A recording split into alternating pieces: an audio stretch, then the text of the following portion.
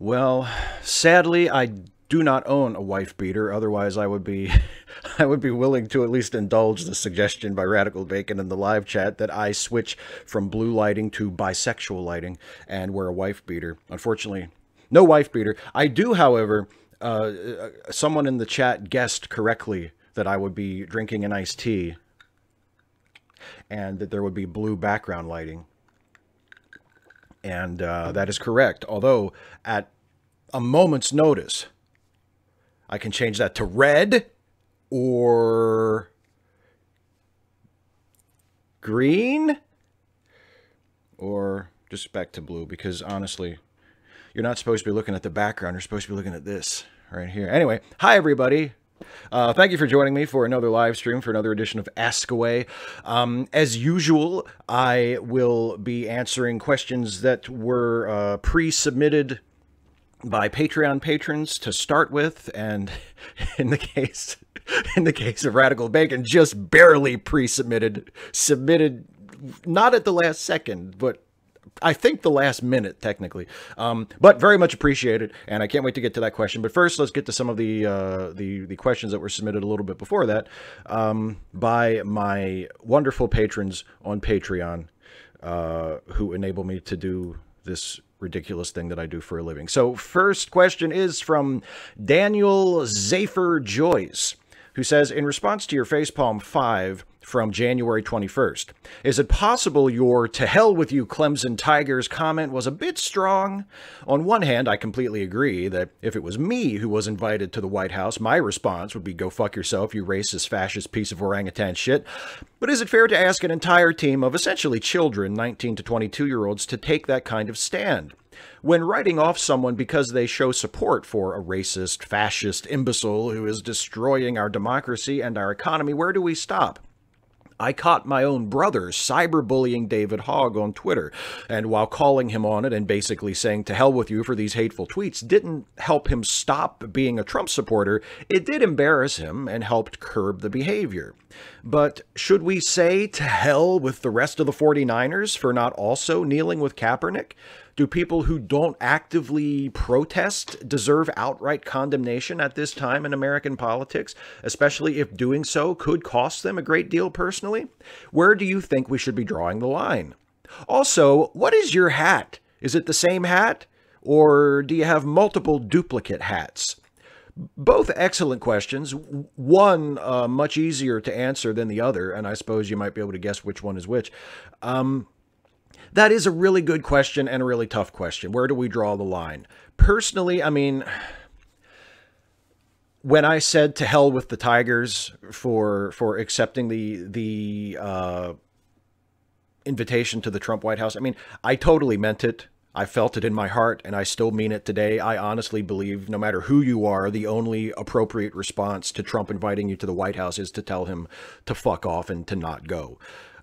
So I do hold that against the Tigers, and I know that they're just kids, relatively speaking. I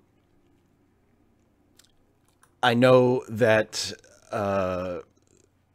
they're, you know, teenagers and young adults, and they've just won like the biggest game of probably of their lives, and they got invited to the White House, and it's super exciting. Like I get it, right? But I still think they should be held to that standard. I don't think they should necessarily, be shunned for the rest of their lives. But I think that was the wrong thing to do. I think if you accept an invitation to the Trump White House, then I think you fucked up, and you should be told that you fucked up, and in no uncertain terms. It doesn't mean that it should be held against you for the rest of your life. It doesn't mean you can't ever make up for it. But I do think you should be treated as though you made a mistake. It's just because I think that's what happened. You know, just regardless. But it doesn't mean that it's an unforgivable sin, you know, but it can be tough to know when to draw the line. As you said in the question, you know, should we hold it against everybody who doesn't openly protest? That's a tougher one. You know, I personally feel a little bit of bitterness toward people like that, because I feel like, you know, what else is it going to take? Like, if you aren't speaking out about this now, what else is it going to take? You know, But I don't necessarily think that on its own is sufficient cause to say to hell with you and cut somebody out of your life. But I do think it's worth looking sideways at somebody for something like that, or maybe thinking a little bit less of someone who, you know, is even now today is not really getting that involved or doesn't even seem that interested when we see what is going on and when we know what the stakes are.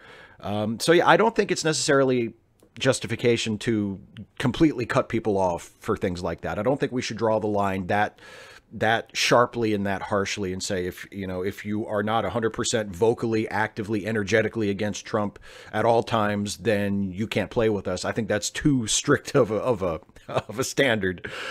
But I do think that we should be saying things about it. And we should be encouraging people to speak out and letting people who aren't speaking out know that it's important that they do that, because we need their help. And because there's no excuse for not doing it, you know, like there's like, this is it, you know, hopefully this is as bad as it gets. If it gets a lot more worse than this, then just speaking out and protesting is not going to be enough. And I hopefully we don't want it to get to that point. As for the other question, it's a Hagerstown Suns hat. This I actually counted because this week I appeared on a podcast. I was on the Sacrilege cast, which you can watch here on YouTube in its video form. You can also listen to it as an audio podcast. It was a fun conversation I had with Zach, and one of his questions was about my Hagerstown Suns hats, and I actually had to go count, and this is Hagerstown Suns hat number 5, as at least in the history of the YouTube channel. This is the 5th one that I have had since I started making YouTube videos, and the reason I know that for sure is because I still have all the old ones. There's a pile of them in the other room. So it's a Hagerstown Suns hat, and this is hat number 5. And so far, yes, they have all been the same hat, the same design. Next question is from John Brockman. John says, so Israel, religion-based apartheid state, fuck 'em? Actually, this is not normal. What isn't normal? The U.S. has always been an oppressive, hateful, bigoted place. The only thing that makes Trump and his administration different is that he's open in his hatred. Other than that, his Republican Party, hateful and corrupt, is perfectly normal. Would you change that to this shouldn't be normal? Yeah, actually, I think that is that is probably more accurate. That is more reflective of the truth, because you're right. I mean, when I say this is not normal, and I put that on my desktop, and actually that the this is not normal image is no longer my desktop image. My desktop image now is a quote. It's a graphic of a tweet from Raquel Willis, and it says, PSA, anyone who is less than vehemently against the Trump administration can't be trusted. Which goes back to the previous question just a second ago, actually. But so yeah, technically this is not normal is no longer my desktop, but I still think that's an important sentiment. And I think it's important for its rhetorical value and for its emotional and its psychological value. I don't want to get comfortable with Trump as president. I don't want to normalize Trump as president. So yes, this shouldn't be normal, or this should not be allowed to be normal, or this should not be normalized. Those are all more accurate ways of describing it. I think probably technically are better, more specific ways of describing the feeling I'm meaning to impart there. But yeah, generally speaking, this is not normal. This shouldn't be normal. The whole point is, don't get used to this. Don't stop fighting this. But yeah, generally speaking, John, you're right. The U.S., in ways that are very upsetting to a lot of us when we face up to it, in many ways, this is kind of normal. This has always been a part of who we are, a very loud and influential part of who we are. So it is normal. It should not be normal, but it kind of is. Next question from General Contact Unit Problem Child. Political hypotheticals. In one universe, Hillary wins in 2016, then loses the presidency to a Republican, let's say Paul Ryan, in 2020. In another universe, Trump wins in 2016, then loses the presidency to a progressive Democrat, let's say Elizabeth Warren, in 2020. Which universe is better off in 2021? Suppose Trump's State of the Union address is hit by an asteroid. In that eventuality, who would be the best or least bad person to be designated survivor? Who would be the worst person to be designated survivor. Oh, these are good ones. These are tough political hypotheticals here. Okay, so let's look at the first one first, because that makes sense. I think the universe is better off in 2021 if Hillary wins in 2016 and loses to a Republican in 2020, because in that scenario, that 2021 is the result of 4 years of a Democratic president, whereas the 2021 the other way is 4 years of Trump with a progressive Democrat winning in 2020, which, wishful thinking of a Democrat winning in 2020 aside, is the universe that we are living in, because Trump did win in 2016 and he has been president all this time.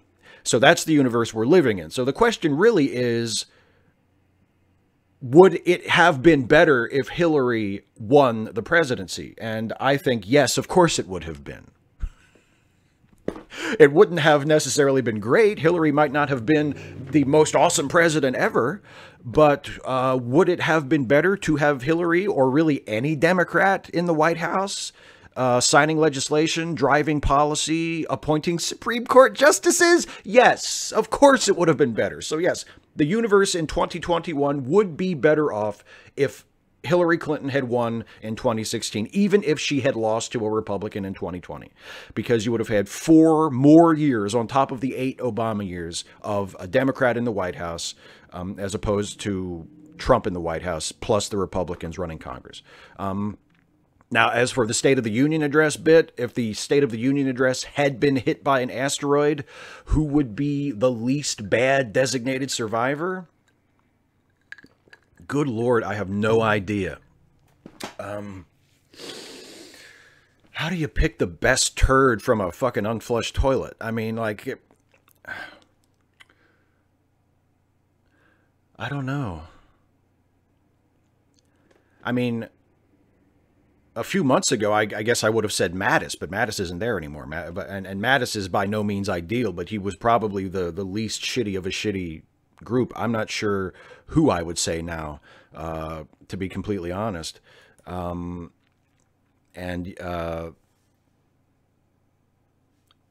who would be the worst? I mean, I don't. Who would be the worst? Pence, probably. They wouldn't. I mean, the vice president is never designated survivor, but yeah, Pence would be a shitty one. Who else? Pompeo, Secretary of State, he would be terrible. There's yeah. So yeah, it's tough to pick. It's a tough question, which I suppose was the point. Next one is from Andrew C. Hawkins. I've made some uncouth comments on your channel and elsewhere making fun of Ben Shapiro's physical stature. For that, I'd like to apologize. As you and others have pointed out, it's wrong to make fun of people in a way that causes splash damage to blameless other people. But speaking of Shapiro, what would you have for breakfast if you were to wake up one morning and find out that his skull had been crushed? Ah, see, I like that. You apologize for maybe unwittingly causing offense, and then you tie it all up with a wonderful fantasy of waking up to that news about Ben Shapiro. I would have the exact same breakfast that I usually have, which, for those who are interested, is toast, scrambled eggs, and 2 pieces of vegan bacon, courtesy of Morningstar Farms, and a cup of coffee. I would have all of that my usual breakfast, but also a glass of champagne to celebrate. Yeah, I think that's good. That's good. I'm happy with that answer. Next one from John Burns Burnsy. The debt ceiling is working towards $20 trillion. Andrew Jackson paid the debt off in 1835 as a gift to the nation. What if the country had never gotten another loan until the end of 2019? How do you think that would have affected economic prosperity? Yep, question number 2. Surprise, this is a 2-parter. Columbus is now officially a racist because he discovered the New World. A, what does this make the Portuguese? They wanted to get to the Spice Islands. It's not their fault that Africa was in the way, was it? And expeditions like these are expensive, especially when you go off course and discover Brazil. It's as if you need to bring these newly discovered slaves west to trade with the Spanish and other Portuguese. B, I do know that disease hammered the inhabitants of the New World, but Europeans found that they didn't have immunity immunity to malaria. This meant that slaves in the Caribbean were treated far worse than in the U.S. No, that's not an excuse, but it is the reason that far more in the southern U.S. would live far longer. If a white plantation owner arrives knowing that death from disease could take his life in a year, he'd probably plan to work the slaves harder and then leave around the 9th or 10th month. Again, not an excuse, but if it had been the other way around, perhaps slavery might have been eradicated far sooner. 3, so Tesla's looking at exploring Mars. Great. What if there's another Tesla that many really admire who discovers the first planet that gets colonized? Will that Tesla also be blamed for many things he had nothing to do with as an easy scapegoat instead of looking at all of the reasons, political, religious, economic, the citizen re-pushing at European expansion? Well, here's the thing. I think I detect a flaw in your question, John, and the flaw is I don't think people hold it against Columbus that he discovered the New World or that he was one of the first leading colonizers. I don't think that in and of itself is why people regard Columbus as a villain.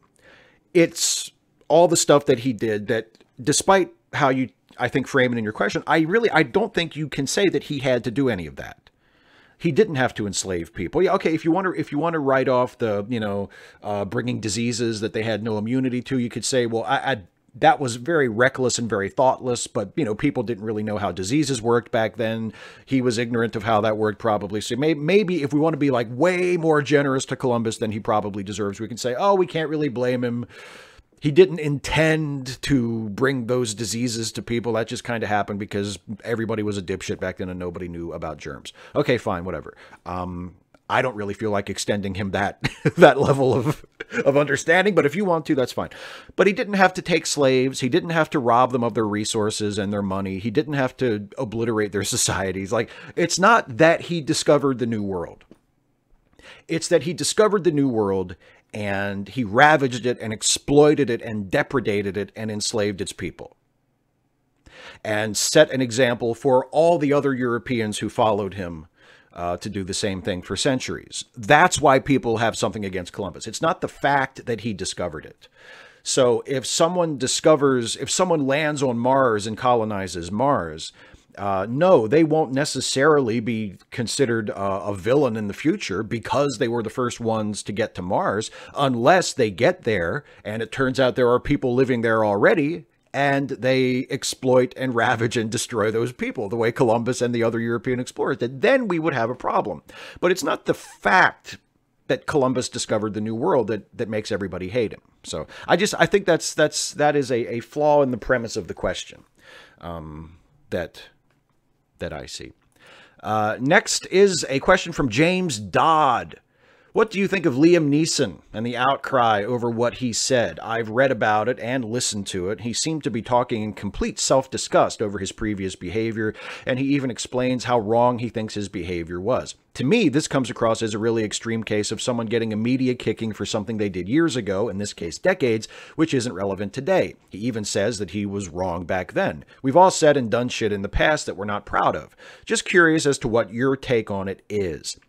Well, I will give you that I think some of the reactions to what Liam Neeson said in that interview don't seem to take into account the fact that he does seem to be very regretful of it today. And when he was sharing that anecdote in the interview, he was framing it as something he was regretful of, as something he was wrong to do and wishes he hadn't done, and hopefully, learned a lesson from as to how not to be. So that's all. I think that's fair. But I do think people who are pissed at him have every right to be pissed at him. And I do think people who are very troubled by the story he told and the details of the story he told are within their rights and are being completely reasonable to feel that way. I don't think it's as simple as, well, look, he said he did the wrong thing and he's changed, so we should just let him off the hook or congratulate him for his personal growth. I don't think it's that simple. I think you have to look at the fact that the racism that he exhibits, or that his past self exhibits, if we want to be charitable, in that story, is a lot deeper than maybe he realizes. I mean, he's telling us that a friend of his was sexually assaulted, and his response was first to bring race into it, to ask her what the race of the assailant was. You could interpret that as though maybe he had assumed it was a black person, or maybe he was hoping it was a black person. And then, by his own testimony, to walk the streets with a weapon, with a kosh, like a shillelagh, a club, hoping that a black person would start some shit with him so that he could kill that person in retribution for a crime that person didn't commit, but that another person of his skin color committed, as though one black person was just as good as another. That's a really fucked up thing to say, and a really fucked up attitude to have. And I think a lot of people are just very uneasy about the fact that even though he shared it in the context of lesson learned, I can't believe I did that, that was a wrong thing that I did, I regret that, I'm ashamed of that, which I'll give him. He does seem regretful of all of that. But that's a really fucked up thing to just lay on people, even if you're ashamed of it, and even if it happened decades ago, especially in the context of a junket interview. Like, this wasn't even, an in-depth, get to know the real Liam Neeson interview.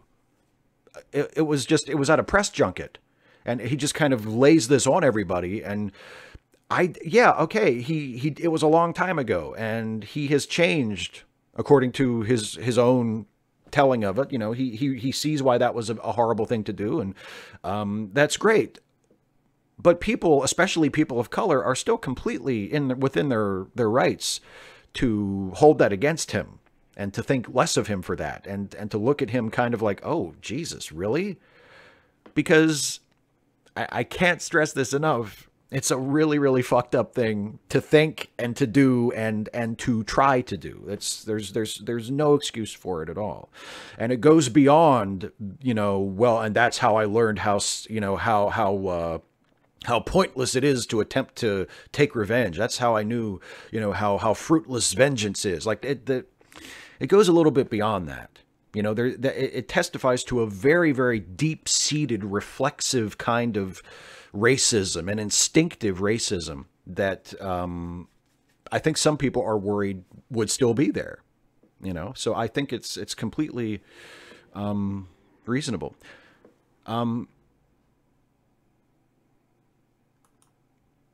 Okay. And Dr. Babylon, I just saw in the chat, you said I skipped your question. I saw you had left a comment, and I don't know if you had left it as like a stub or something, like you had meant to come back to it and fill it out as a question a little bit, a little bit closer to the show. But I checked shortly before I went on the air, and I didn't see a question from you. I saw a comment from you that just said good. And then I saw someone had replied and replied to you saying good, as saying like, yes, it is, or something like that. So let me check very quickly, see if I can find that, if I can see your question.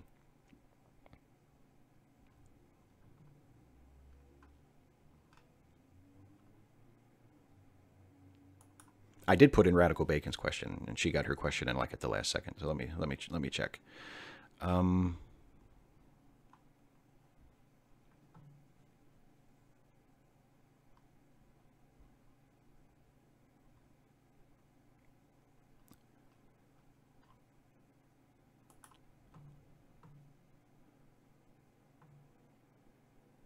Okay, here it is. Yeah, you must have edited it after you left it, and that kind of screws me up sometimes.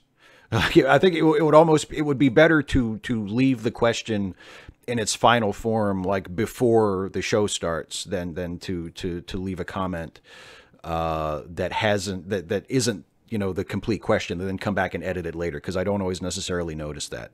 But I'll put it into my script here, and I'll answer it after this next one. Hang on. There. Yeah. So sorry, Dr. Babylon. I will answer your question after this next one. Didn't mean to skip it, but next time try to leave the question in its like just ask the question in the comment, because I know I saw your comment, but it just said good. It didn't have what it has in it now. Okay. So anyway, sorry about that. Now the next question is from General Contact Unit Problem Child, who says, do you support the Prime Directive because you think interfering in the affairs of other cultures is fundamentally wrong, or do you think it's just generally wrong because the interferences are likely to result in bad outcomes? If it's the latter, I want to ask if there was some way to know for sure if an intervention is likely to go well or badly for the people on a planet, would you be against following the Prime Directive in the instances where we're sure the intervention would go well? To be clear, I'm not talking about straightforward stuff like stopping natural disasters. I'm talking about stuff like interfering in politics, wars, or economics. Would you be okay with that kind of thing if you could have some sort of assurance it'd make things better for the people on the alien planet? That is a really good question. Although I feel like that's the setup for one of those science fiction stories where the moral winds up being something to do with with the hubris of humanity. You know what I mean? I feel like if you got yourself some kind of instrument where you could see into the future and you could tell that your interference would go really well or would go really poorly, that eventually, like, the resolution of that story would not be, and they all lived happily ever after and everybody was better off. You know, there would be something that you overlooked and it would cause a terrible disaster, and you would learn a very important lesson, which would be don't interfere in the affairs of other people. But it's a challenging question because, I mean, on principle, I would say, yeah, it's wrong to interfere in the internal affairs, like the internal social and political affairs of another society. Like, people should have the ability to govern themselves. But there are lots of reasons to be uncomfortable with that.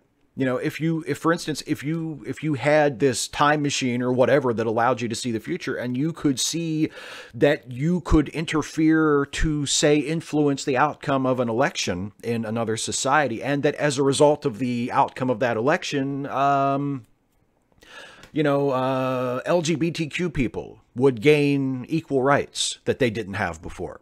Right? And you could be sure, thanks to your power to see into the future, that that would happen. It would be really, really difficult to not do that. And to just appeal to the principle of, well, it's wrong to interfere, you know, because why should, it's a balancing act with so much, with every moral question that we have to grapple with, really.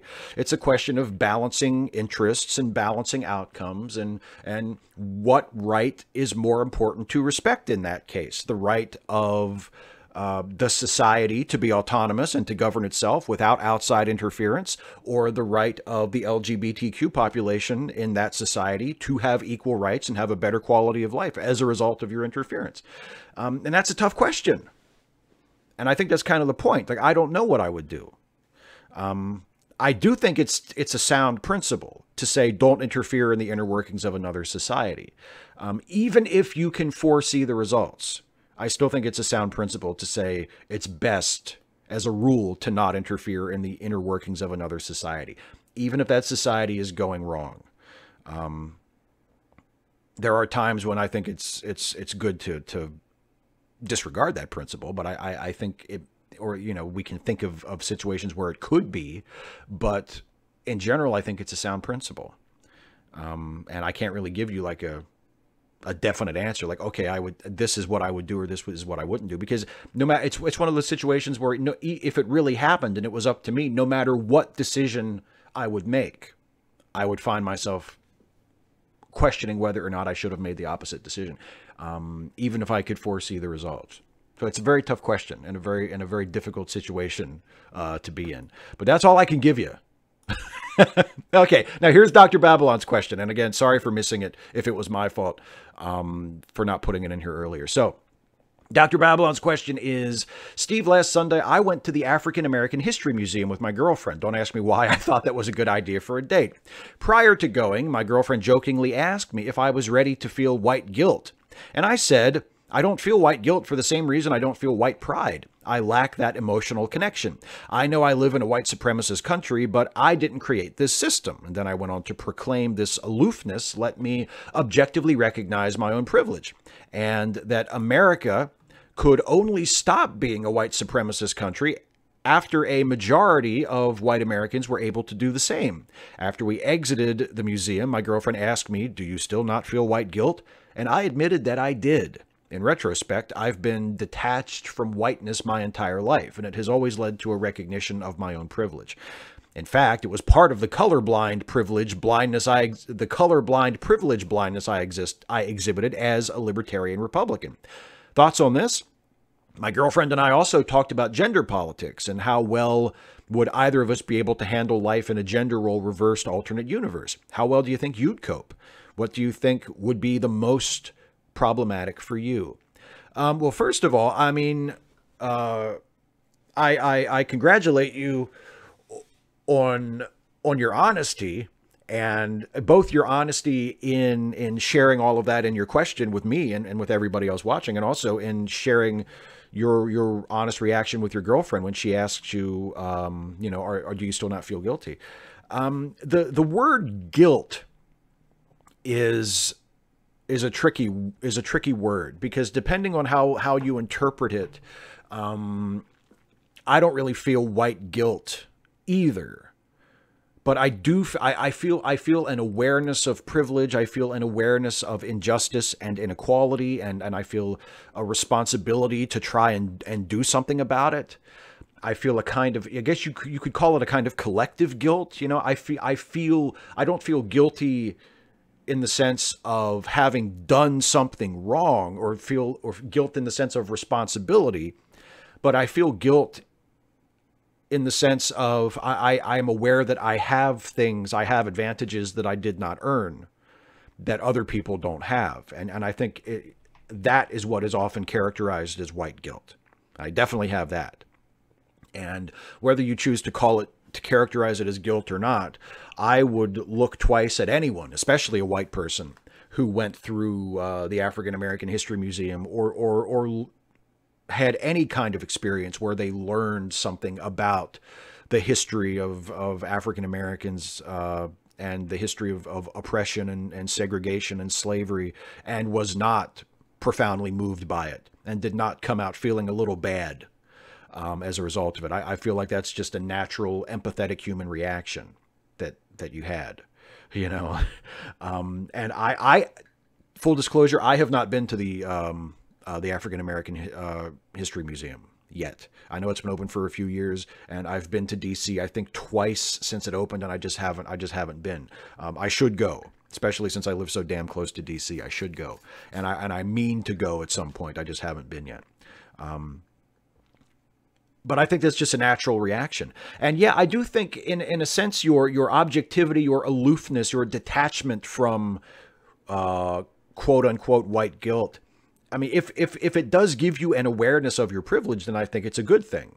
You know, a lot of people would have the opposite response. A lot of people might use that as something to hide behind. That might give them an excuse for not recognizing their privilege.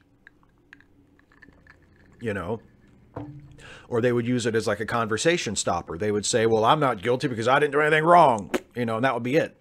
And it doesn't seem like you do that. You know, it seems like you use it as motivation to raise your awareness and to you know, articulate the problem. And I think that's a good thing.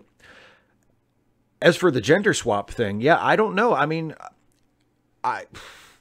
if I were on the other end of gender inequality, if I faced the kinds of everyday inequalities and indignities that women face, I probably wouldn't handle it very well, especially if I did so with the knowledge that I had been on the other side of it. You know what I mean? Like if it was like a body swap Disney comedy where all of a sudden I was in the body of a woman and I was living life as a woman and experiencing those disadvantages with the memory of having been a man up to that point, yeah, that would be really difficult to take.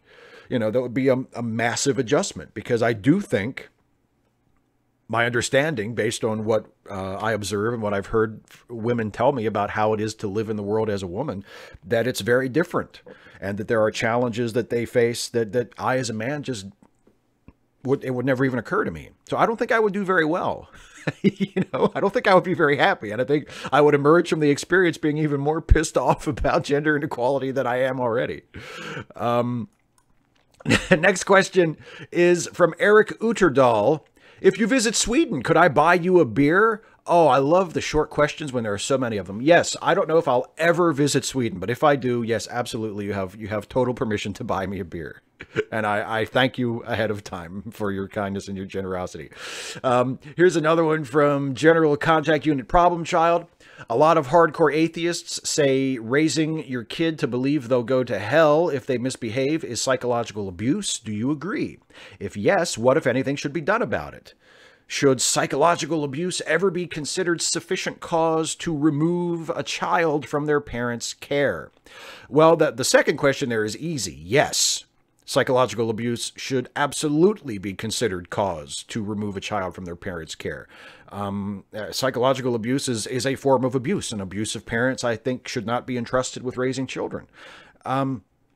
As for whether or not telling a child they'll go to hell is abuse, I think in that case, we really have to look at the effect on the child. Because I personally did not have this experience, but I know of people who were raised Christian and who were raised in much more devoutly, much more sort of explicitly religious households than I was, who say it was very traumatic as children to learn that, you know, that non-Christians go to hell, or that hell exists and it's a real place and that's where people go, and that it's a place. Learning about hell was a very, very traumatic thing and was something that really screwed them up or troubled them deeply for a long time. Yeah, I think if a parent does something that they can see is deeply troubling and upsetting and distressing to their child, and they willfully continue to do it knowing what harm it's causing, I think in those cases, maybe, yeah, it would be a cause for intervening, for the state intervening and saying, hey, you can't do that, or, you know, that's a form of abuse. But on the other hand, if it doesn't seem to bother the child, if the child seems okay with it, you know, it's a little tougher to justify, you know, taking a child away from otherwise loving, competent parents if their only offense is telling the child about the doctrine of hell, which I admit is a fucked up doctrine. And I would never, if I had children, there's no way I would ever tell them that. I would never want my children to believe anything so horrible as that a place like hell existed, given the fact that we have no evidence that it exists. It probably doesn't exist. It almost certainly is a made-up thing for the intention of scaring people. I would just never, ever want to tell my child something so horrible. So I'm on board with that. But as for does it rise to the level of abuse to the point that you can take a child away from a parent just because they teach them about hell? I don't know. I think it would have to be a case-by-case kind of thing. Next one, Nonstop Pop. I noticed last time that someone ran their DC Universe Reboot by you. I've been kicking around an idea in a similar vein that I thought I'd run past you. This isn't DC-centric, but equally applicable to any comic book universe. I've just discovered I can't leave spaces, so sorry for this block of text. No problem. I feel that one of the major problems facing the Marvel and DC universe is continuity, specifically convoluted continuity. It's an unavoidable byproduct of such an intricate, interconnected universe with dozens upon dozens of simultaneous stories. It makes it hard for new readers to jump in, and for a lot of people, it makes sticking with it laborious instead of fun. So my proposal is this: a limited lifespan. I think that, let's say every 7 years, we should wrap up the current universe and reboot. The time frame isn't really important, but the idea is that instead of a long, meandering continuity that becomes increasingly hard to navigate, comic companies instead focus on an X-year plan. Characters can die in this structure without a need for resurrection. Characters can grow old. Time doesn't need to constantly be shifted. There are a lot of pluses, I think.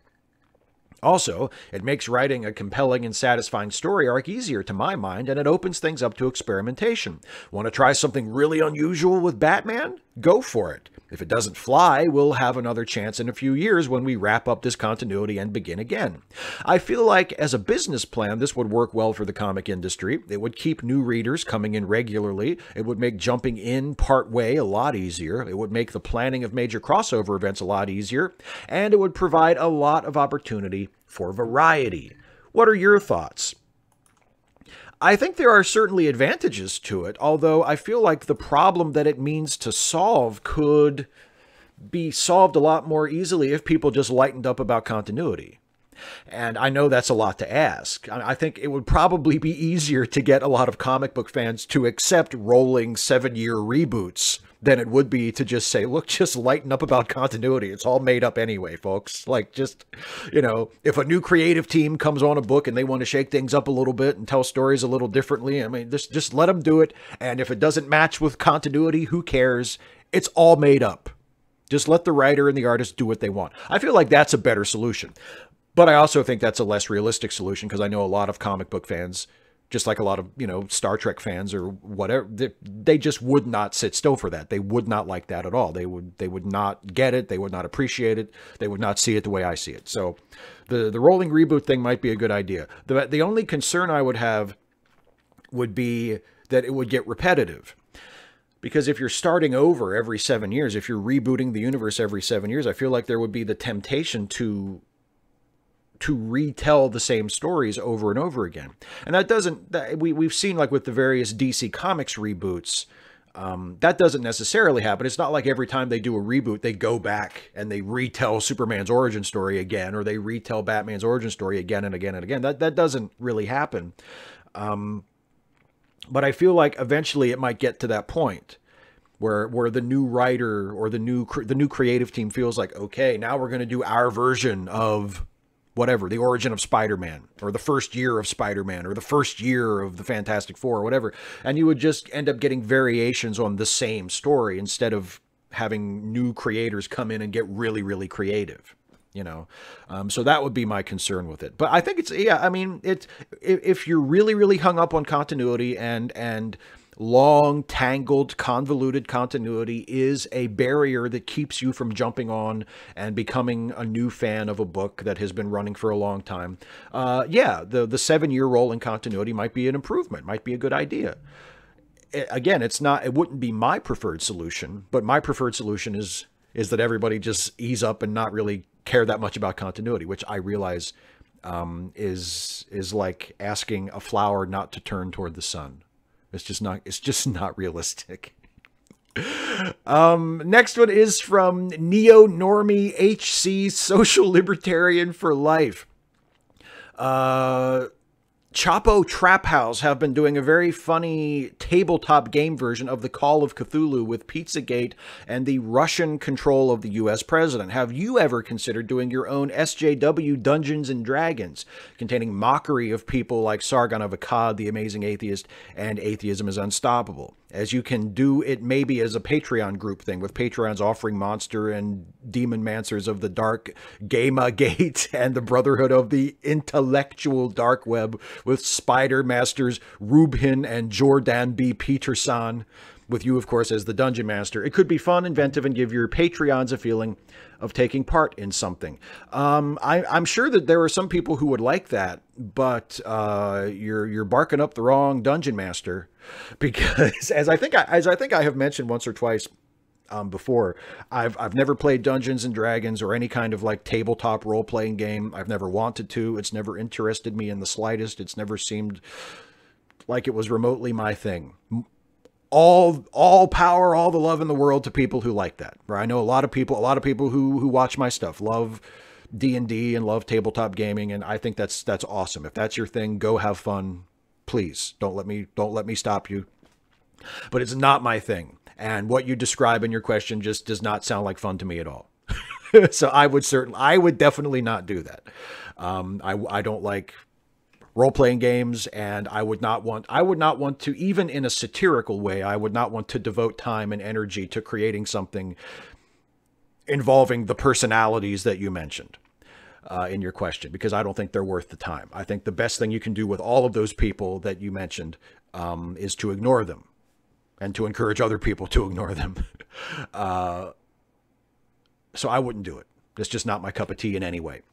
But if somebody else wants to take a crack at it and they do it and they end up having fun, more power to them. I think that's great. But no, I'm never going to do that.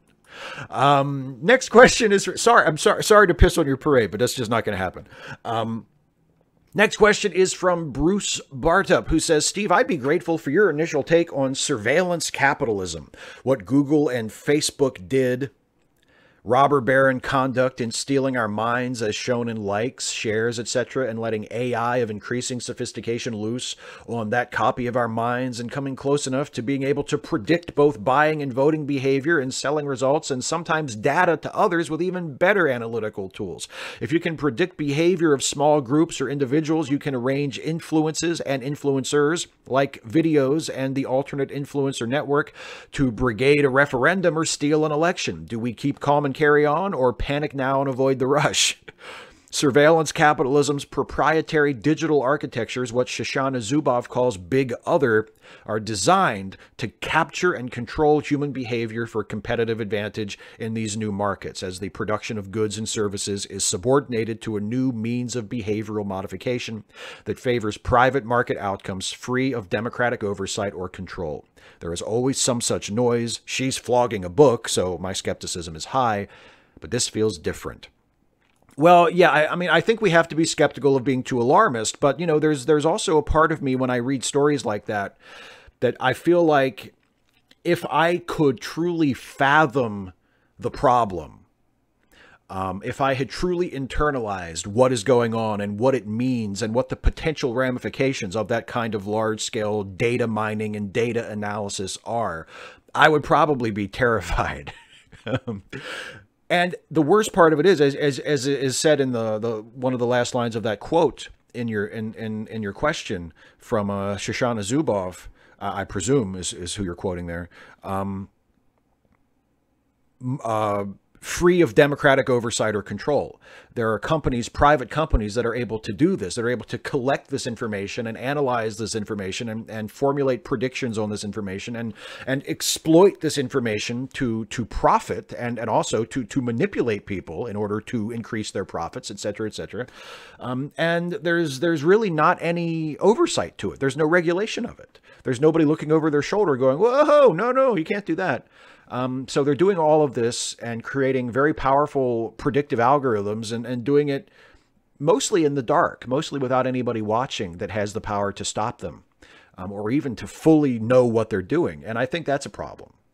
You know, I think it needs to be regulated because you're right. If it gets to the point where it has the power to influence elections, not just convince people to buy products, but to influence elections, as we have seen. You know, it has the potential to do, at least in a small way. That's a big problem. That's a big concern. And that should not be allowed. Like, you just shouldn't be able to do that. No matter how much money you stand to make, you just shouldn't be allowed. The profit motive should not be an excuse to do that kind of manipulation and exploitation. So yeah, I have a big problem with it. And I think, as I said, the main reason why I don't have a bigger problem with it than I have is that I think the problem is so big that it's just difficult to fathom. It's just difficult to fathom how much information companies like this are able to collect and extrapolate based on our online activities and how powerful that information can be. But yeah, I definitely think it's a problem.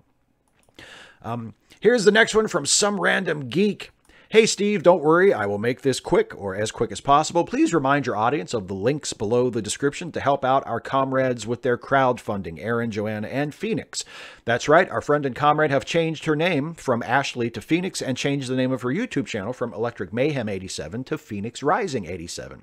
And she is now genderqueer. Like me, she is too queer for being just cis. She, her is her preferred pronouns, but they, them is fine. Now another request. Please let your audience know about the video I posted last week. I made some random highlights of the 2018 Steve Shives Patreon Hangouts. Lastly, my questions for you and your audience, and straight to it. What questions do you have for anarchists about anarchism? What concerns do you have about anarchism as a system of governance? What could sway you to be an anarchist? I will be in the live chat to collect questions from other filthy liberals, dem socks, and sock dems. Others can DM me on Twitter at somerandomgeek.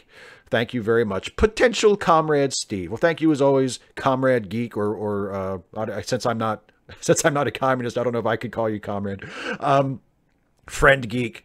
And also, I just want to mention, in terms of the fundraisers, I added another fundraiser link as well to the link to the description of this video, and it is for our friend, the Lady Columbia, who is in a bit of a tight spot in terms of her housing and needs to raise, I think, $1,000 by this coming Tuesday. So the clock is ticking.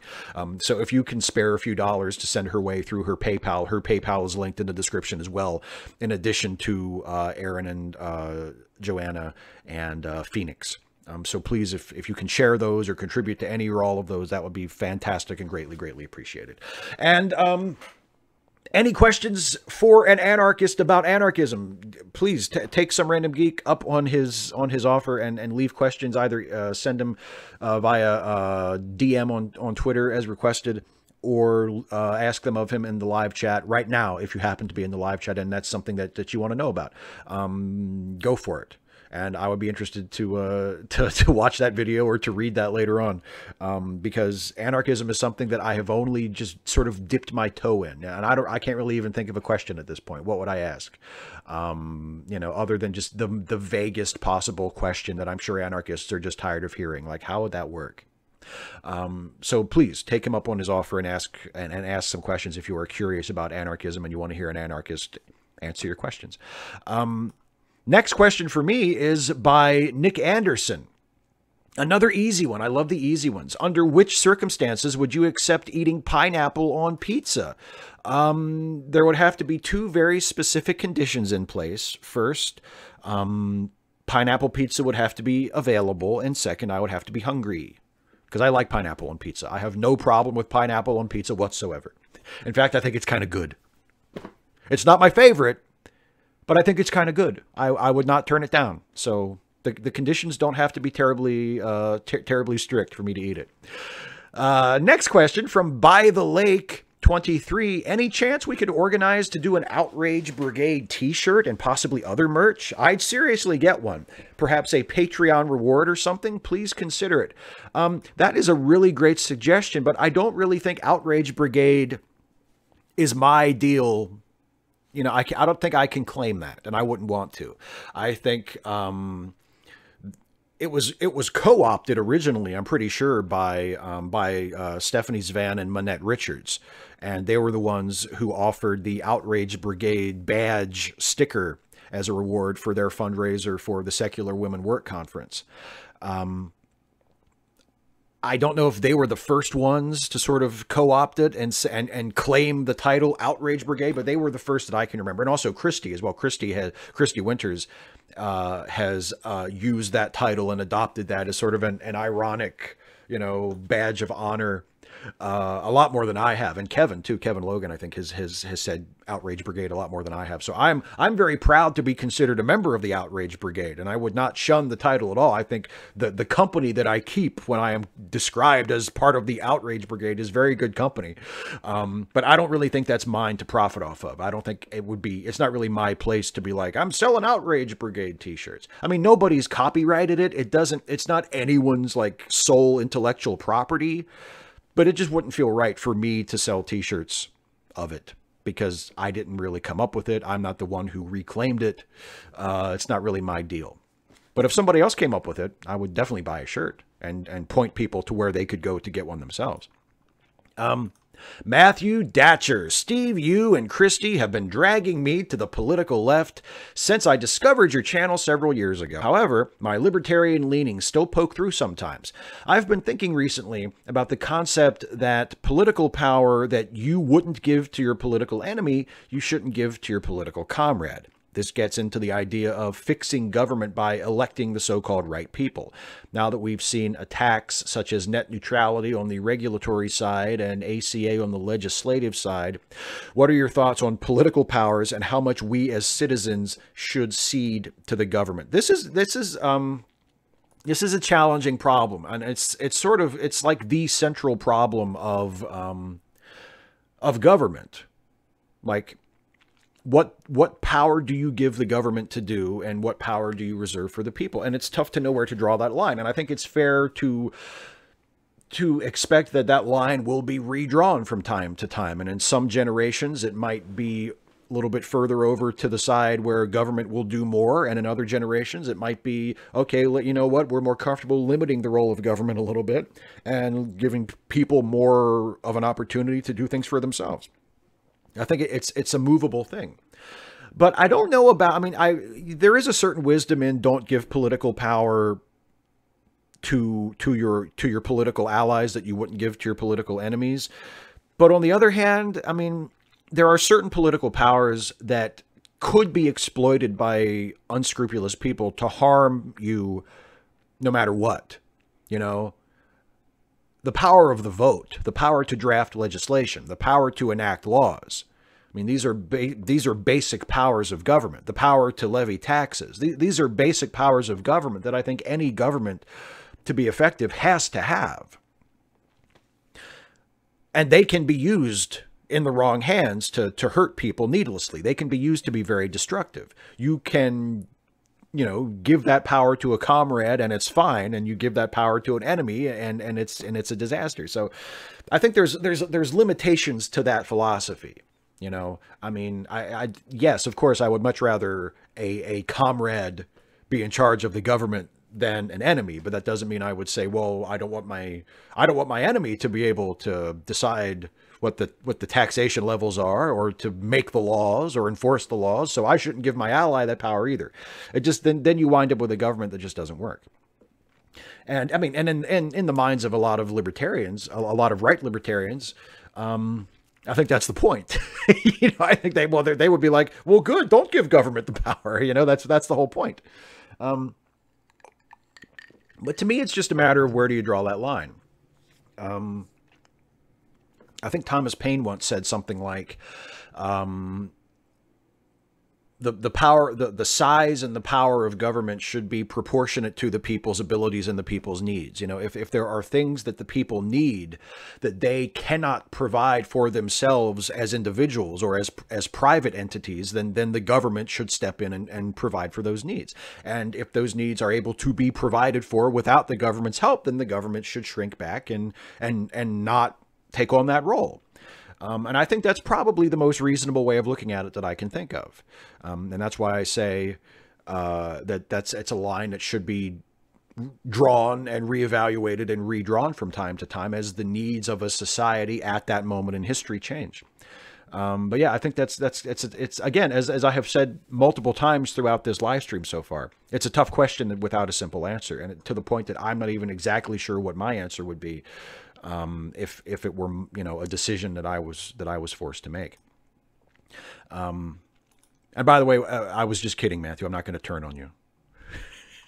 We were joking in the live chat earlier that his libertarian things, he was gonna share his libertarian feelings, and I was gonna turn on him and say, "Get out of here, you fucking libertarian!" Not gonna happen. Absolutely not. We're cool. So another one from General Contact Unit Problem Child. Have you watched Steven Universe? I think you'd probably really like that show if you like the new She-Ra. I've heard that from a few people, actually. I have not watched Steven Universe. I have never watched any of it. Not because I don't want to or I have anything against it. I just haven't gotten around to watching it.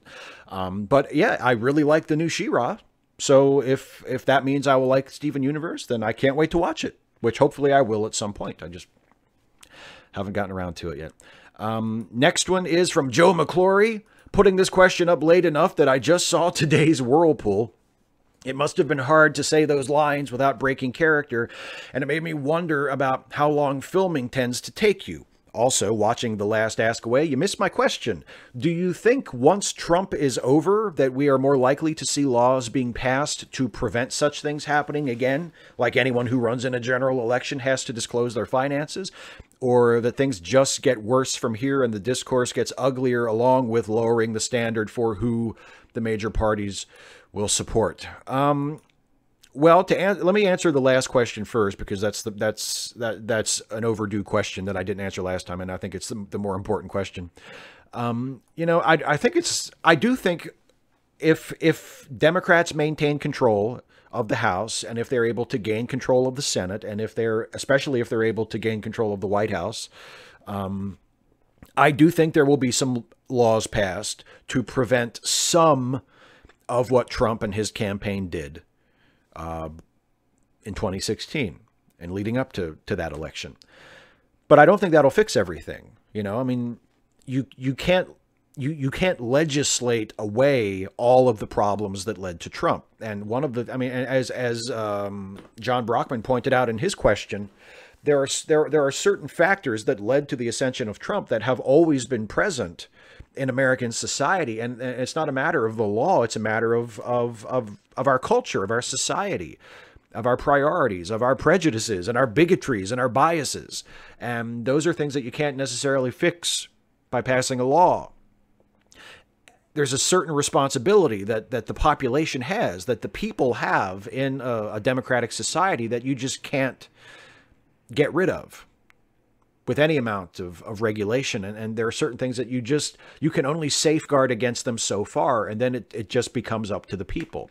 And we would hope that the electorate would be educated and informed and thoughtful and vote with an eye toward the future and vote with empathy and compassion for those who are faced with injustice and inequality, and would value honesty and not tolerate corruption. You know, but ultimately those things I think are up to the people. That's why I think your question, your reference to the discourse is really important in that question. It's not just what laws can we pass to prevent this from happening again, and will we pass those laws? It's how will the discourse be from now on? And I do fear that, especially on the right side of things, that the discourse has been tainted, and if not irrevocably, then at least for a very long time to come. I mean, I can't overstate the amount of damage that has been done to the discourse by the Republican Party openly embracing Trump and everything he stands for. All of that was already there beneath the surface all along. As John Brockman pointed out in his question, the things that Trump stands for are not new things to the Republican Party, but the discourse has been seriously compromised and dragged down into the mud by people openly embracing those things and not even bothering to hide them anymore, and just say, hey, we don't care if he's racist. We don't care if he's a rapist. We don't care if he's a bigot. We don't care what he is. We don't care if he's a liar. He's our guy. He's on our side, and we will support him no matter what. You know, I saw an interview or a quote from an interview with Jerry Falwell Jr. a couple of days ago on Twitter, or maybe it was just this morning on Twitter, where someone asked him, can you think of anything that Trump would do that would cost him your support? And Falwell said, no. There's nothing Donald Trump could do that would cost him my support. And that's an incredibly dangerous precedent to set. And that precedent has been set for the Republican Party. And the Republican Party is one of the two major parties in this country. So that's a really, really bad thing for everybody. And that needs to change, you know, and will that change? If the Democrats are able to win some elections and sort of take away some of that political power from the Republican Party, will that change? Yeah, I think eventually it will, but it might take a while. And that's really what's going to be the most dangerous. Not just, you know, what can we identify as what should be crimes and outlaw them so people won't do those anymore.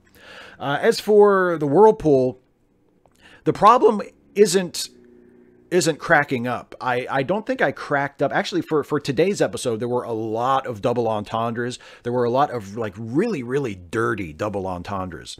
And I didn't crack up saying any of those, I don't think. But it took a while just because I flub lines. I forget lines. I fuck up. I have to do things 2 or 3 times until I really get it right. And I think, okay, that's the one I'm going to use in the video. That's good enough to show people.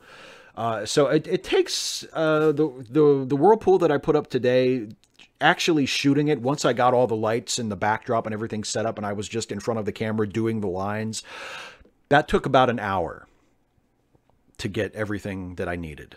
And that's about normal. It usually takes about an hour of just me in front of the camera doing the lines to get it right. And yeah, the delay is usually not that I crack myself up. It's that I have to nail the line.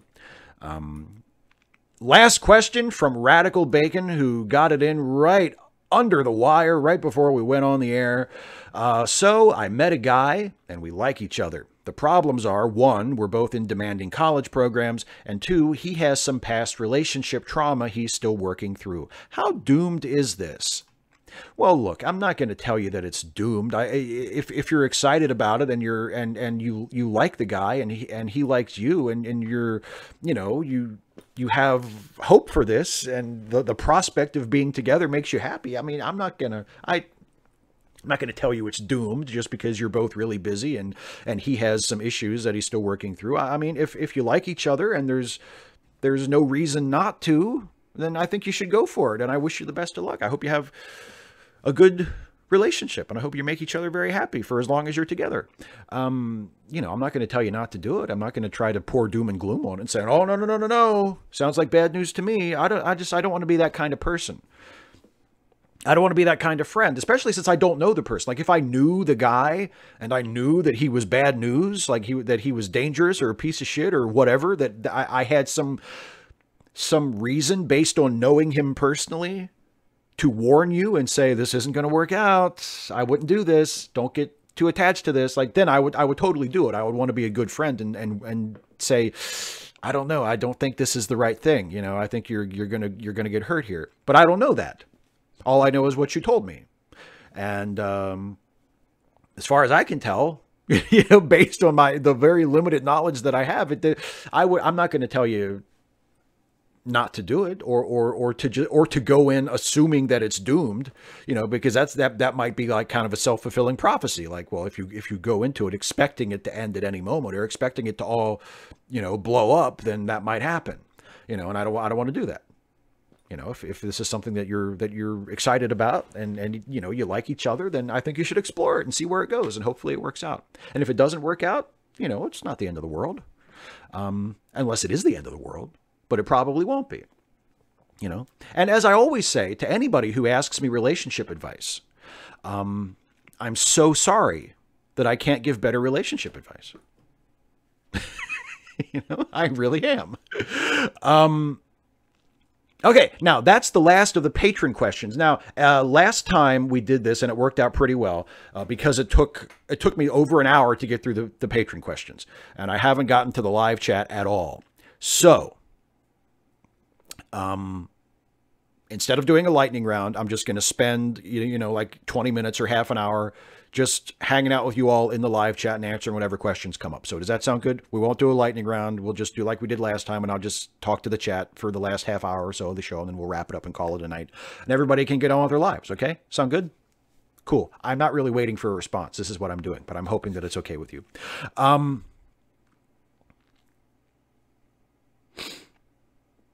Okay. Now, I see a couple people saying that I skipped their questions in Patreon. I assure you I did not do that intentionally. The last time I looked, and actually I looked during the show because Dr. Babylon had a question that I had missed that I think was because he left a comment earlier and then went back and edited it and I couldn't find it. And I didn't see the updated version until after I started the show. So I assure you it's not intentional. If you left a question on Patreon, on the Patreon page that I didn't get to, that is not, I didn't do that on purpose. I think, and I think I answered all the questions that I had in my script.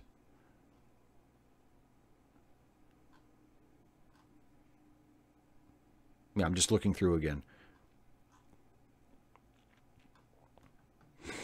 Yeah, I answered all the questions that I had in my script. So I apologize for missing your question. And if you want, just go ahead and ask it in the live chat now, and I'll answer it now. And to anybody and to people who were asking questions all along in the live chat while I was answering the patron questions, I wasn't really paying a lot of attention to the live chat. So if you asked a question and I missed it, I just didn't see it. So if you want to ask it again now that I'm paying attention to the live chat, please feel free to do so. I see a super chat here from Humbilly. Thank you, Humbilly, for the super chat. It says, the Portuguese were in Africa long before Columbus sailed, not responsible for slavery, no debt from 1835, economic disparity would be worse or not. Yes. Yeah, I didn't mention I didn't respond to the economic disparity part of the question. I apologize for that. I think I forgot about that. I think that, I think economic disparity would probably be worse, because I know a lot of the debt came from a lot of the modern debt came from FDR having to do a lot of deficit spending during the Depression, right? I mean, at least that was initially a major driver of the debt. And I don't know. I feel like if the government had not gone into debt to try and stimulate the economy and put people back to work during the Depression, that things might have been a hell of a lot worse than they were. I know ultimately it was World War II that lifted the United States out of the Great Depression. But you know, that was an object of a lot of government spending as well. So I don't necessarily know if we would have been better off, and if inequality would have been less if the budget had remained balanced. If there had been not the budget, if there had been no national debt since then. But that's just my sense of it, my uninformed opinion. And I don't know if anybody's saying Columbus is personally responsible for all slavery, but Columbus did enslave people, you know. And yeah, if the Portuguese were in Africa and they were enslaving people too, then they're accountable for that as well. I honestly, I'm not super familiar with the history, so you have a leg up on me on that, as far as that goes. So, and sorry that I missed that part of the question.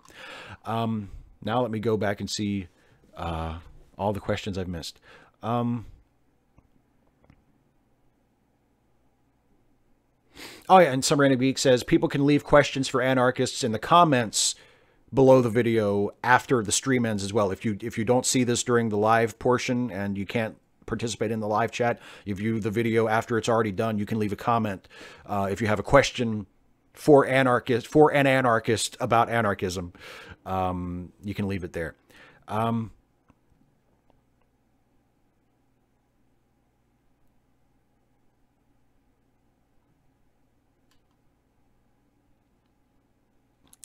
Secular Scholar says, while separating art from the artist can be difficult, what about art where the problems of the artist bleed through, that are lauded or fundamental, like the bigotry of H.P. Lovecraft? Well, yeah, I mean, to me, if the author or the artist is problematic and you can't ignore their problematic aspects in their art, then that's kind of a barrier to me. Like, I don't know if I can enjoy that. I've never really read H.P. Lovecraft, so I can't speak to that specifically.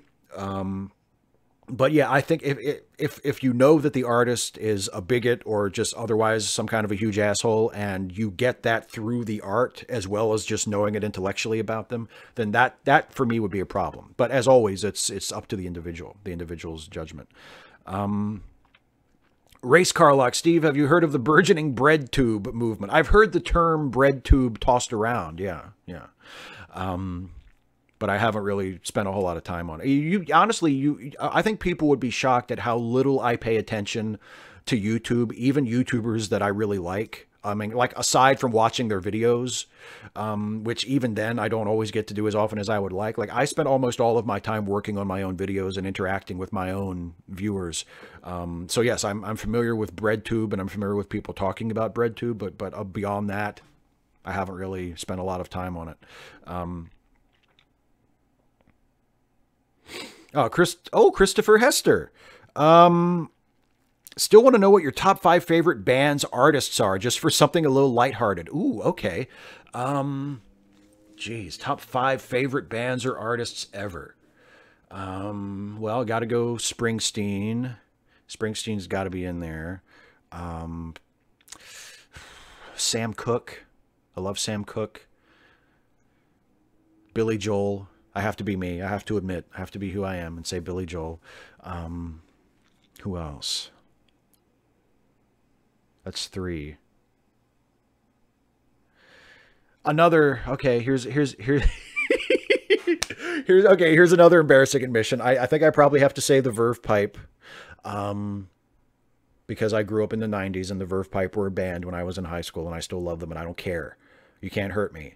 And I guess maybe, I don't know, maybe Johnny Cash. So there you go. Let's go with Springsteen, Billy Joel, Sam Cooke, the Verve Pipe, and Johnny Cash. God damn, what an eclectic group. Four white guys and Sam Cooke. Oh my God. Yeah, let's go with that. for the lighthearted for the lighthearted project. Andrew Lawrence, Star Trek Discovery lawsuit thoughts. It seems like there's something to it. You mean like the lawsuit that says that they took things from the tardigrade video game? I mean, there are a lot of similarities. It sounds like there might be something to it, but it doesn't really affect my enjoyment of the show. Radical Bacon, have you seen Ollie's new video, Fan Self? I haven't watched it yet. I haven't had time. But it's like 40 some minutes long. I just haven't had time to sit down and watch it. But I hear it's very good. I really want to watch it. Oh, Kevin Logan, damn you, Kevin. Any thoughts on the recent Peter Coffin drama? I like Peter. I'm trying to keep my distance from it because I feel like the people who are calling Peter out and who are objecting to Peter's position here or Peter's actions here, I mean, I'm sympathetic to that, and I'm certainly sympathetic to the impulse. But at the same time, I'm also, I can kind of see Peter's side of it, when he's trying to say, like, look, the situation is more complicated than just, believe what one person says versus believe what another person says. It sounds like a huge clusterfuck of a mess, and I'm trying to stay out of it. So as a result, I don't know a lot of details about it. So those are the only thoughts I can give. I will say, I saw on Twitter some people, apparently Angie Speaks was hacked, and people are also fucking with her PayPal. That's completely inexcusable and completely fucked up. I mean, no matter whether you agree with her or not, whether you think she's on the right side of this or not, it's completely inexcusable and fucked up to be hacking someone's personal accounts and to be fucking with their PayPal and that kind of shit. It's completely out of line. No matter what side you're on, no matter how justified you think you are, like, please don't do that. That's completely inexcusable.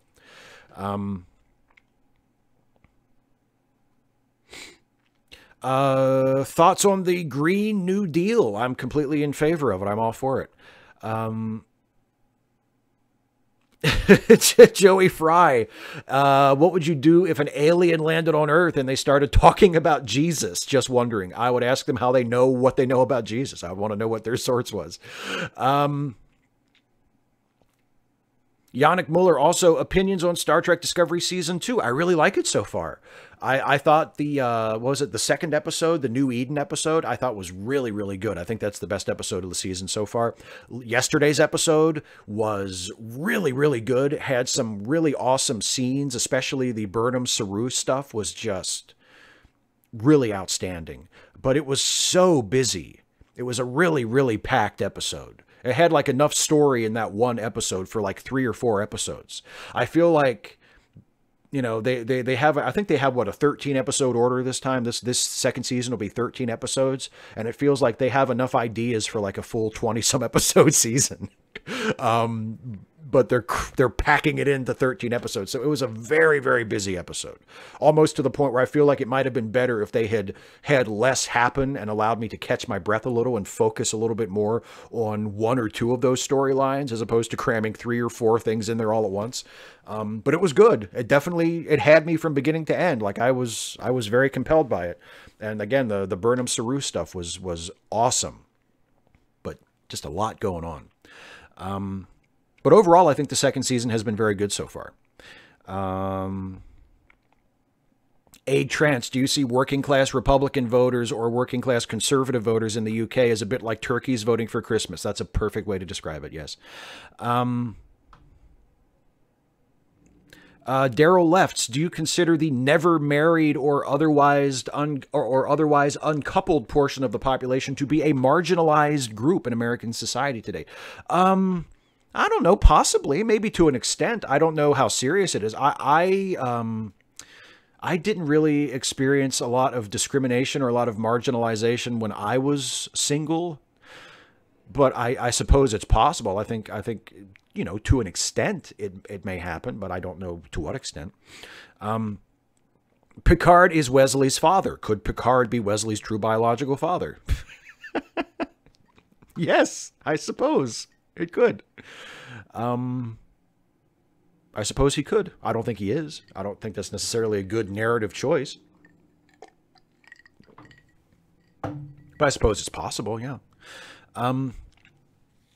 Danae Dennison, how about an update to the atheist feminist? I'm not sure what that's referring to, actually. If you could tell me what exactly what exactly you mean. Okay, 255 AD's question is apparently too long to ask in the chat. Check Patreon. You'll just have to ask. I'm just going to ask you to ask it again. And I'll try to catch it next time, because I already had to go back and check the Patreon page once during the stream, and I don't really feel like going back and checking it again. If you left the question on the Patreon post before I started the show, and I just didn't see it, and I apologize. It's completely my fault. But if I haven't gotten to it and you think it's too long to leave in the chat, I'll just have to get to it next time. So I apologize for that. Oh, Katie Schmidt. Hi, Katie. I don't have a question. I just wanted to thank you for your transgender military video. I shared it widely in the trans military community, and everyone had really good things to say. Well, that really means a lot. Thank you. That Katie, for anyone who doesn't know, is a trans veteran, and that means a lot. That means a lot. That I thought it was really cool when I heard from you on Twitter when you tweeted about it. I thought, oh shit, there's Katie Schmidt, because I know who Katie is. So thank you. That means a lot. That really, really means a lot that people like that video, that I got that one right, because that is an important issue. You know, it's not fair. Like I said in the video, I have friends who are trans people who either are in the military or have been in the military, and it's you know, it's completely inexcusable.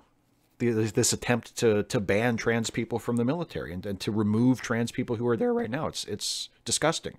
So thank you for saying that, and I'm glad that I was of some use to you.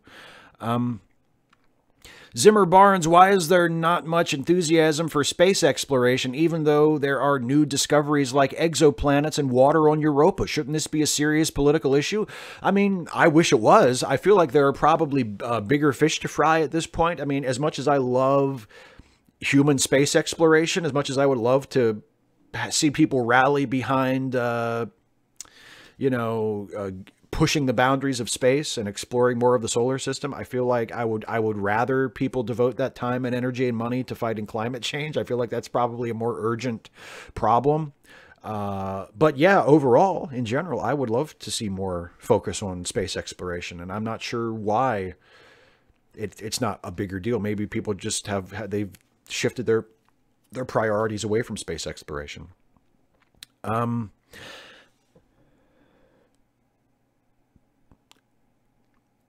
Caro Genie C, 1980s music shows or 2440s music shows? 2440s music shows? I have no idea what that means. Jocelyn Starling, if an artist was painting a portrait of you on set, what text would you like immortalized in the painting above your shoulder? I would like it to say, "What's that you're writing above my shoulder?" Oh, Joe McLaury, are you reading anything good since you stopped reading for your channel? Not at the moment. Unfortunately, I haven't really gotten into reading anything this year at all yet. And that's to my own detriment. David Kaziki, any chance Amy Klobuchar could get the nomination and beat Trump? I like the idea of Midwestern nice. I think at this point it's anybody's race. I mean, I would hope that no matter who the Democratic nominee is, that there would be that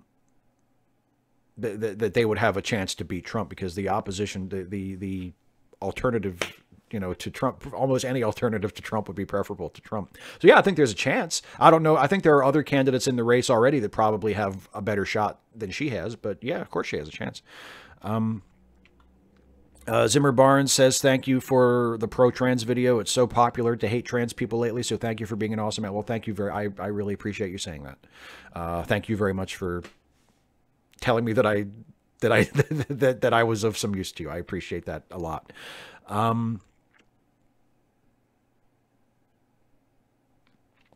Andrew Lawrence, are you deplored by CBS treatment of the game designer that is suing over IP infringement on Star Trek Discovery stealing his ideas? I mean, I hope that the designer is recompensed for that. Like I said earlier, it hasn't affected my enjoyment of the show.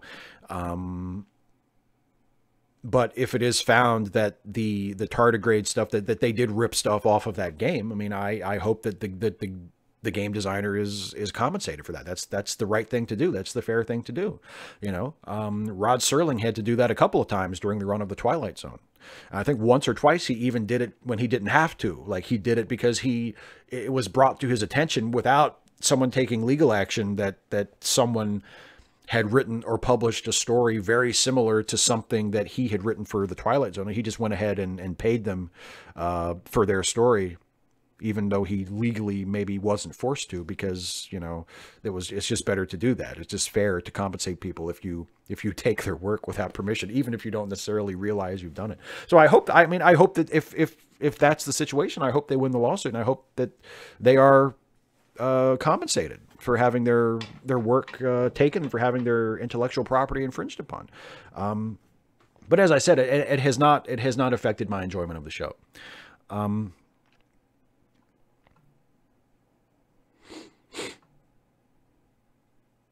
Oh, Trance, I guess about Discovery Season 2. Do the Season 2 episodes so far feel very similar to TNG episodes in the way they have been directed and laid out? I can't say that they do, actually. I don't really get a TNG hit off of it.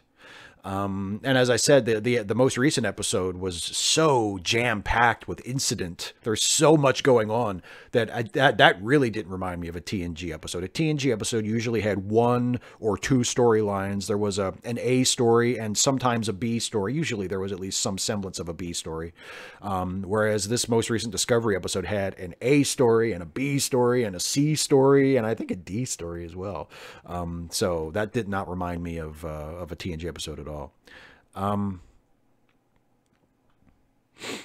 Yeah, and Robert Mills has a good point. Boss Tweed, Daley in Chicago, Bo James, etc. have proven that the electorate will put up with bad politicians. Yeah, definitely. What would be a better movie to mock, Kirk Cameron's or Nick Cage's Left Behind? You know, I want to do one of them for my Why Did I Watch This series, and I should probably do both of them. Maybe I could do I could do 2 months in a row, where I could do the Kirk Cameron version and then I could do the Nick Cage version. I think I saw the Kirk Cameron version a long time ago when it first came out, but I can't really remember anything about it. I have not seen the Nick Cage version, so I'll probably do both of them. I mean, just going by past experience, you would always want to go with Nick Cage. If you want to make fun of a terrible movie, you always go with the Nick Cage movie, because Nick Cage is a gift from God as far as that goes. So yeah, I would go with that one, but I'll probably do them both at some point. Joe McLaury, have you worked out how many hours a week you spend on your channel? No, but it's probably more than a 40-hour work week. If I count everything I do toward putting up videos or managing the channel, it's definitely more than a 40-hour work week. Kevin Logan, Sam Cooke is my fucking jam. That's right. I love fucking Sam Cooke. Sam Cooke is the best.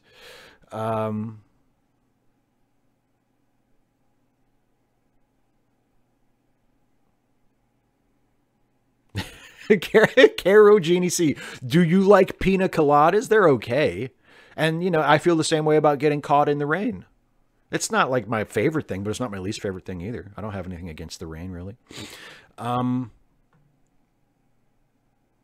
Oh, Chris Tester says, I have awesome taste. I literally love the Verve pipe and listen to everyone you mentioned. Ah, thank you. Vindication. Validation. See, I told you couldn't hurt me by me admitting that I love the Verve pipe. I told you couldn't hurt me. I'm bulletproof. That's cool. I'm glad we have similar taste. Kevin Logan, will you still love me tomorrow? Kevin, I will love you always. I will love you so for always. Here's another super chat from Humbilly. Sorry it took me so long to get to it. With the trillions of debt that the U.S. has today, coupled with the right to print money, there'd be more billionaires and a lower minimum wage. I mean, in terms of if there had been a lower national debt, like I don't know. I have no idea. I have no expertise to call upon to answer that question. So I'm sorry. I'm sorry. I can't give a more satisfying answer. Now we're just quoting song lyrics. Caro Genie C says, my angel is a centerfold. Darylette, Steve, are you able to enjoy American culture overall from the past prior to, say, the 1990s, even though probably 99% of it is cisgender heterosexual propaganda? Yes, I'm able to enjoy it, but there is that level of awareness. There is that adjustment that I have to make. No doubt about it. That's sort of I mean, and honestly, if that's the price I have to pay for being more aware of social inequalities, I'm willing to pay that price. I'm willing to have a more complicated relationship with American culture from years ago. If the trade-off is that I'm more aware of inequality and injustice, I'm perfectly happy with that trade. But yes, I'm able to enjoy it, but there is that awareness of that kind of problem, that it is problematic in that way. And I think it's only the responsible thing to be aware of that.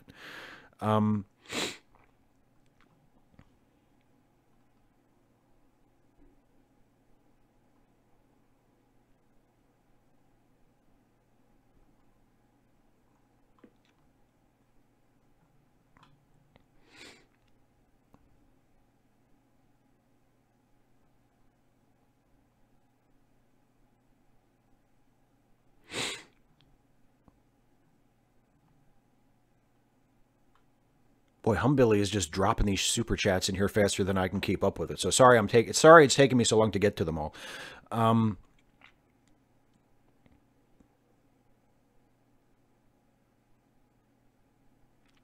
okay. Sorry, Danae.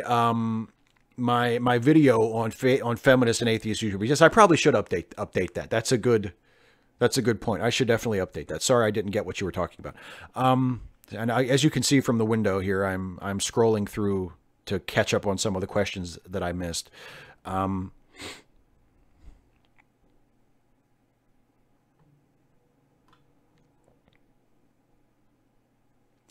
Trance, have you been affected by the polar vortex? Yes, I'm no longer affected by it now, thankfully. We are back to unseasonably warm climate change February, where the temperature the last couple of days has been in the 40s and even in the 50s. But last week it was super, super cold. It was polar vortex cold. It was so cold that due to the cold, we actually had a water main break here in my hometown. And we lost water pressure for a couple hours, and then we actually had to boil our water and drink bottled water for a few days as a result of it. And that was directly due to the incredibly cold temperatures caused by the polar vortex. So yes, it has affected me.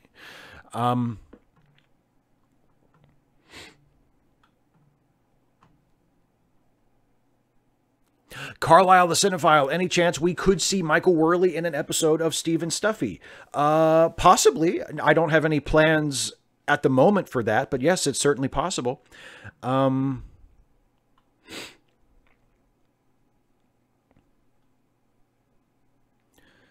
Claire, I didn't see your question earlier in the chat window. I'm not sure what the issue was. If you have a question and you want to ask it, you can go ahead and put it in again. And if maybe you already did, as you can see, I'm a little bit behind on the chat. Just wanted to let you know. Yannick Muller, I just finished watching Star Trek The Wrath of Khan, but since you recently made a late seating episode about it, what is your favorite scene from the motion picture? From Star Trek The Motion Picture, not from Star Trek The Wrath of Khan, from Star Trek The Motion Picture. My favorite scene from Star Trek The Motion Picture. Probably the scene in sickbay with Kirk and Spock after Spock comes back from mind melding with V'ger, where they grip hands and they have that moment, and Spock tells him about what he felt from V'ger. That's a nice scene. Here's another one of these super chats from Humbilly. Thank you very much. So about the who should resign question in Virginia, governor and attorney general blackfacers, or the lieutenant governor who's in trouble with Me Too? I think all of them need to resign. I think they should all go. I think it's important for the Democratic Party in Virginia and nationally to continue to set that standard, to say we're not going to put up with this. These people need to go. I realize that would mean putting a Republican in the governor's office, unless the governor appoints someone to fill one of those spaces before he resigns. Then you could put a Democrat in there. I don't know how plausible that would be, given that it's still a Republican-controlled legislature in Virginia. I don't know what the process is, who would have to be approved. But I think they all need to go, even though it means potentially a Republican being in charge for the remainder of this term of the governorship.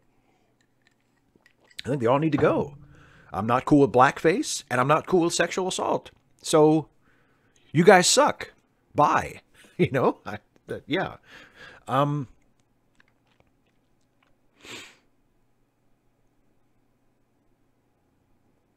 A trans, considering it's set in the 24th century where there is likely a cure for baldness, how comes Picard never cured his baldness? Or did he choose not to? I assume he chose not to because he knew that he looks good. Picard looks good. The man looks good. He's a good-looking bald man. Why would he want to put hair back up on top of the head when the head looks good bald? That's what I'm, you know. He doesn't need the hair. Radical Bacon, should someone Franz Ferdinand Trump? I mean, I've never been a big fan of that band. So if Trump doesn't like them either, maybe you should play a bunch of Franz Ferdinand albums for Trump, and it would just really get on his nerves. I assume that's what you meant. So yes. In that context, I think I would support someone Franz Ferdinanding Trump, and I'm not comfortable expressing support for any other sense in which you could say that.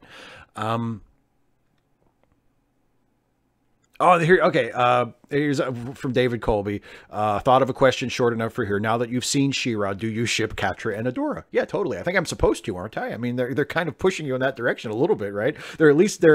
They at least kind of want you to wonder about it, don't they? I mean, come on. She wore Catra wore a tuxedo to the dance, right? I mean, come on. That was like, come on, right?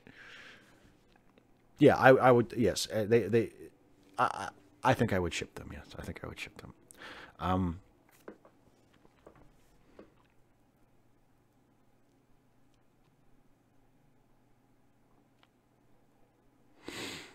Okay, Joey Fry, serious question. When it comes to vaccines causing autism, what are your thoughts? I have a lot of idiots saying I'm autistic because of vaccines and it somehow caused me to be gay. Thoughts? I don't think vaccines cause autism, and I don't think vaccines cause people to have a particular sexual orientation. I think both of those are bullshit. So, yeah, I don't think it's... No, I don't think there's no evidence that vaccines cause autism, and there's no evidence that vaccines influence sexuality. So people who say that to you are wrong and are shockingly ignorant, and you should not listen to them.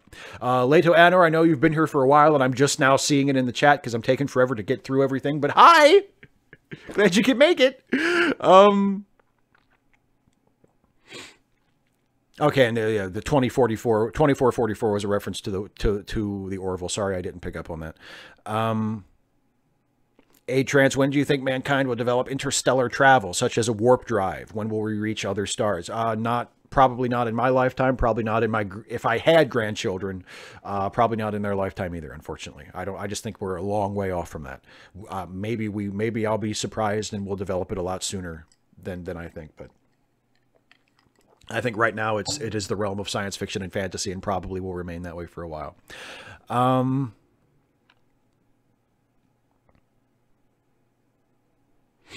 Some random geek. Could you promote our friend John Brockman's podcast, Social Justice Alchemy? Me and Leto also appear on it. Well, that sounds like just the best damn podcast ever, doesn't it? Yeah, so again, the link is in the live chat for those of you who are watching either live or who are watching the live chat replay. It's right there. Some random geek is saying John Brockman's podcast, Social Justice Alchemy. So go check it out. I should check that out myself. I've never listened to it. I'm ashamed to admit. So yeah, check out John's podcast, Social Justice Alchemy. Radical Bacon, would you ever consider doing more extensive set design? If I had the space and the money, I totally would. Yeah, absolutely.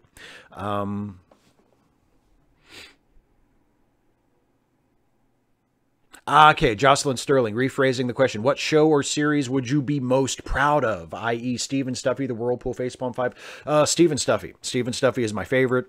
It's always going to be my favorite.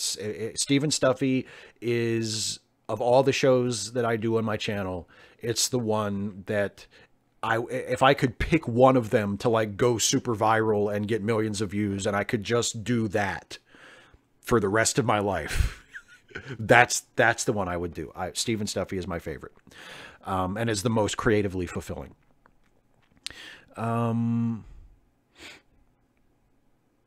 Oh, this is a good one. Okay, this is from Blue Cat 42. Hello, first time in the live stream. Hi, welcome.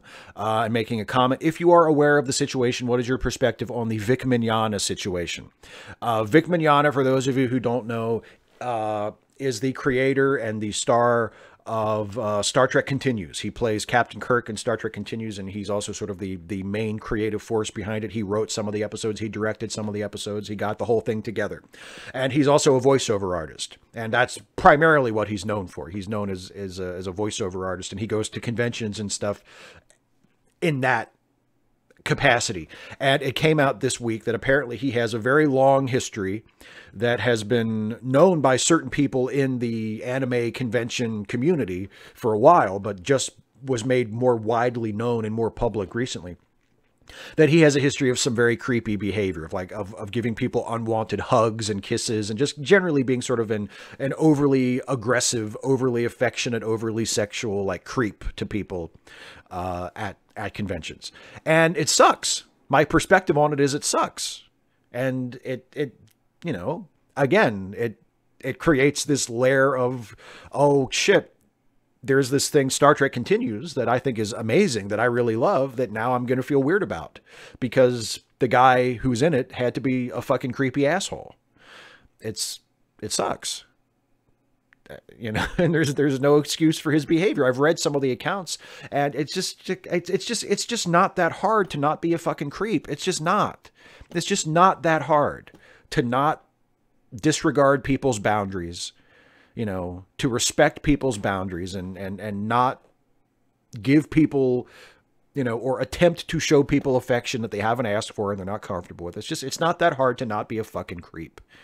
And it sounds like Vic has been being a creep to people for a long time, and that's not okay.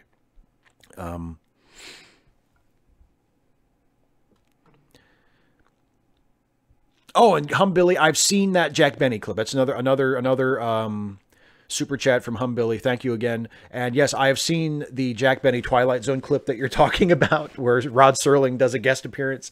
It's hilarious, where Jack Benny finds himself in the Twilight Zone, and Rod Serling appears as like the mayor of the Twilight Zone. It's like an alternate. I think it's like an alternate reality, right? Where Rod Serling has. He's like living the Jack Benny character's life. He sort of inserted himself into Jack Benny's life. It's really funny. I agree. It's really funny. Oh, Picard is Wesley's father. If you need another question, which is your favorite Trek doctor? Bones, Crusher, Pulaski, Bashir, EMH, or Phlox? Bones. Bones is my favorite doctor.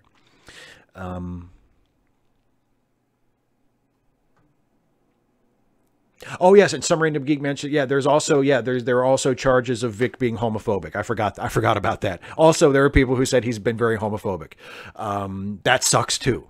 And there's no excuse for that as well. I don't want you to think that I'm like glossing over that. That was a part of the accusations as well, that he has behaved, that he has exhibited some very shitty attitudes toward gay people. Not cool at all. Oh, and Leto says Discovery is definitely her favorite Trek. It's not my favorite, but I really like it.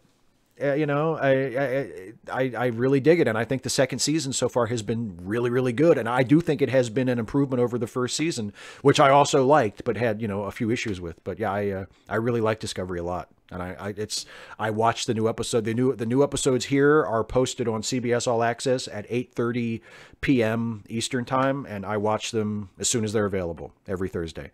I'm really, really into it.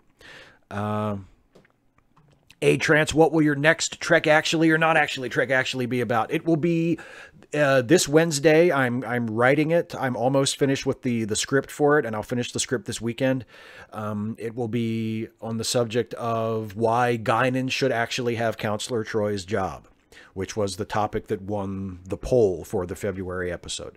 And as for what will the next not actually be about, I don't know. I haven't decided yet. But the next Trek Actually will be this coming Wednesday, and it will be about Guinan and Counselor Troy.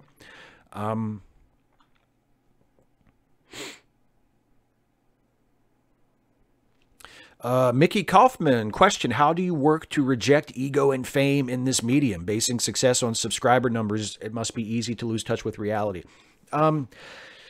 Not that easy, because I haven't been that successful. Like, I mean, if I had blown up and I had like 1 million subscribers and I thought I was, as my father would say, king shit of fuck mountain, it might be a challenge. But at my position now, like I'm earning a living with my YouTube channel. Not like I'm not rich. I'm not even upper middle class. I'm not even middle class, really, to be honest. But I'm getting my bills paid, and I'm able to provide a comfortable, if not extravagant, life for myself and my wife and my cat. And that is income that I'm earning from the YouTube channel. So it hasn't really gone to my head, because I haven't been that successful. I've been successful enough to live and to, you know, have the YouTube channel as my main job, but I haven't like blown up and gotten super rich. So it's not that much of a, challenge. But even if it were, I feel like the way to solve it would be to focus on the work, which is what I do. I don't necessarily worry about my subscriber numbers or my views. I worry about making the next video the best I can make it. And that helps with the ego as well. Oh, and Franklin O'Connor, I apologize. I didn't mean to skip your question. I just see it up here. What's my opinion on the movement to impeach Trump? I completely support it. And if Pence is, if Pence becomes the president after that, there's probably a reason to impeach him too, because I seriously doubt that if they find enough evidence, or that they find enough justification to impeach Trump, that Pence is not up to his neck in whatever Trump has been doing as well. But even if that were not the case, I would still rather impeach Trump and just have Pence held in check by the Democratic House of Representatives until the next election. That to me would be a preferable situation than having Trump as president. But yes, I'm completely in favor of impeaching Trump and removing him from office as soon as possible.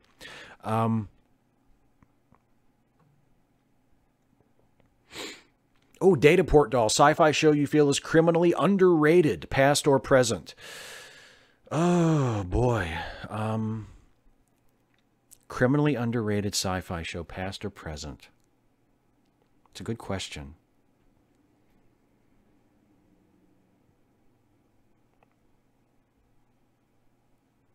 I don't know. Nothing's really coming to mind.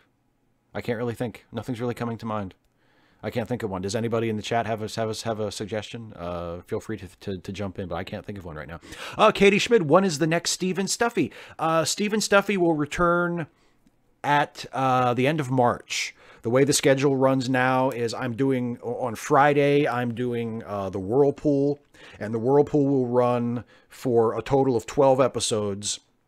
And then there'll be a 1-month break, and there'll be 4 Stephen Stuffy episodes. And then there will be 12 more episodes of the Whirlpool. So the Whirlpool will there'll be a 24 episode Whirlpool season, and it'll be split in half by 4 Stephen Stuffy episodes.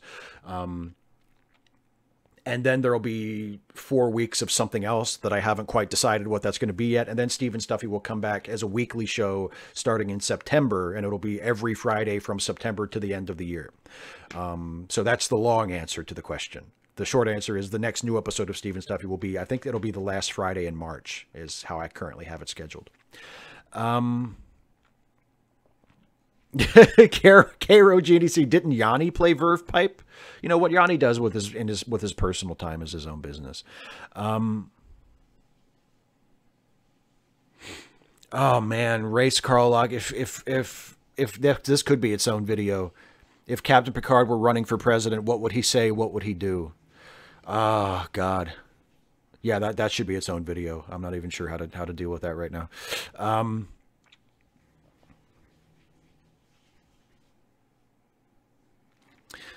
Joe says, do you think it would be worth it for Dems to not demand their bad apples to resign until the Republicans do the same, seeing as they are in the values party? I think it's important for Democrats to set the standard. And if Democrats uncover wrongdoing in their officials, I think that they should create a difference. They should separate themselves from the Republicans. And if the Republicans are not calling upon their shitty members to resign. I think the Democrats should be the party to hold their members accountable. And under the philosophy that, one, it's the right thing to do, that we shouldn't want to allow people with these problems to continue to be in power, even if it is politically advantageous for us. And two, that they can be replaced, that there is enough, there are enough good people in our party that we can replace those people, that they are not, that we don't need to keep a person with like a history of wearing blackface or a history of sexual harassment or whatever in office. We can find someone else to do that job because we're a big enough and a diverse enough and a strong enough party. So I think they should, I think it's good to ask for them to resign in any case.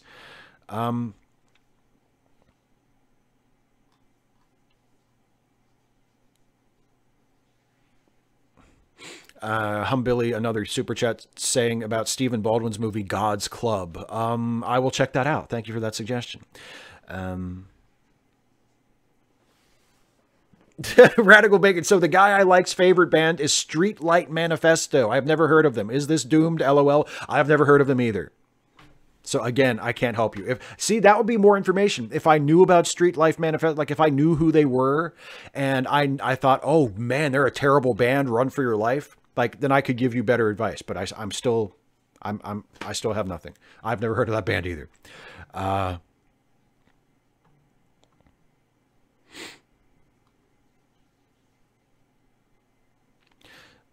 Zimmer Barnes, if you served in a Federation ship, would you want to work in science, engineering, medical, security, tactical, command, or something else? Security, because that's my job on the Ensign's Log podcast, and that seems like fun. It seems like an easy job to fuck off on. And that's what I would want to do. I would want to get on the Enterprise, a prized position in Starfleet, and then I would just want to jerk off and not do my job. That's my dream.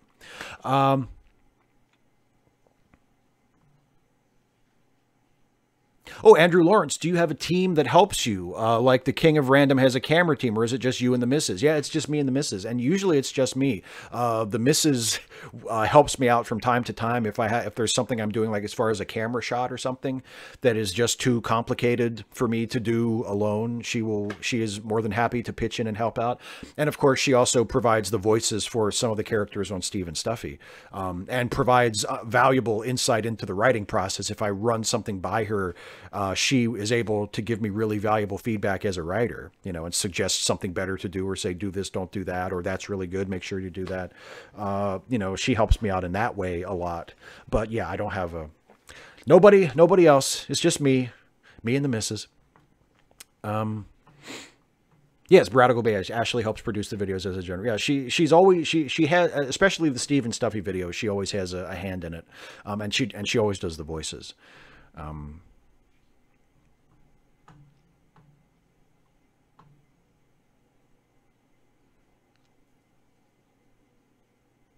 Joe McLaury, is the employee at the bookstore meant to be Michael or just someone who looks like him? That is Michael.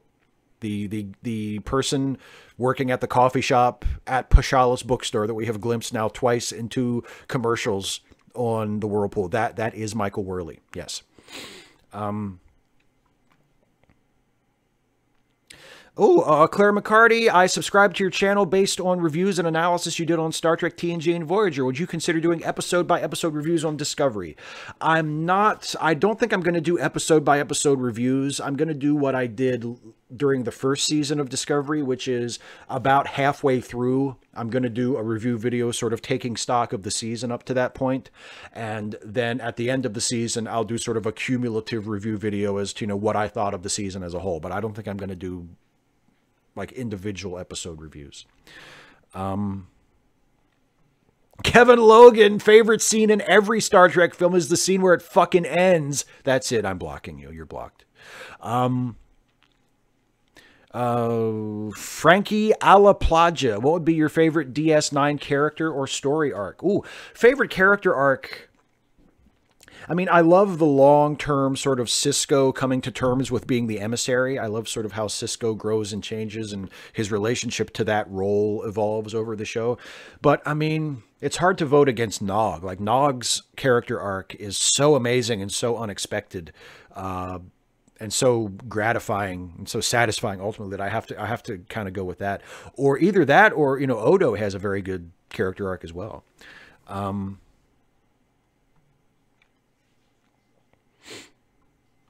Yeah, and as far as the baldness with Patrick, I missed that question as well, though, the Patrick Stewart baldness question.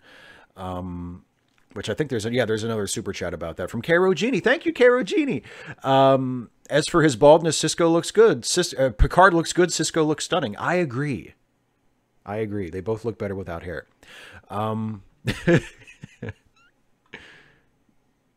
Yeah, and Radical Bacon says Patrick Stewart hasn't aged at all. No, I don't think he has, really.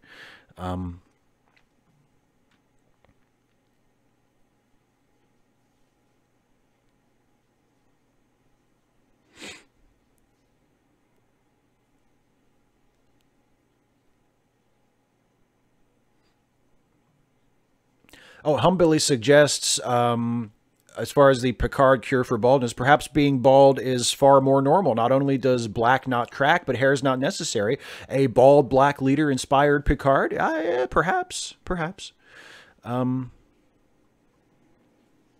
Yeah, Leto Anner says, I'm autistic and it's better than polio. Yeah, that's a great answer to the vaccines question. Video Awesome. Do you think Bob Ross is God? Yeah, probably. Either him or Mr. Rogers. Fallout 2 Forever, you said you haven't read anything this year. I thought you said you kept up on Star Trek comics. I haven't been keeping up with them as much as I would like to lately.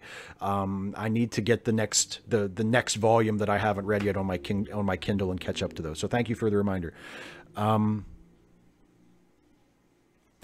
Zimmer Barnes, what's your favorite fan-made Star Trek film or episode series? It's Star Trek Continues, which sucks given in light of the Vic Mignogna situation. But it's definitely Star Trek Continues. And my favorite episode of Star Trek Continues is probably, I'm going to have to look it up. I can't think of it off the top of my head. God damn it, just a second.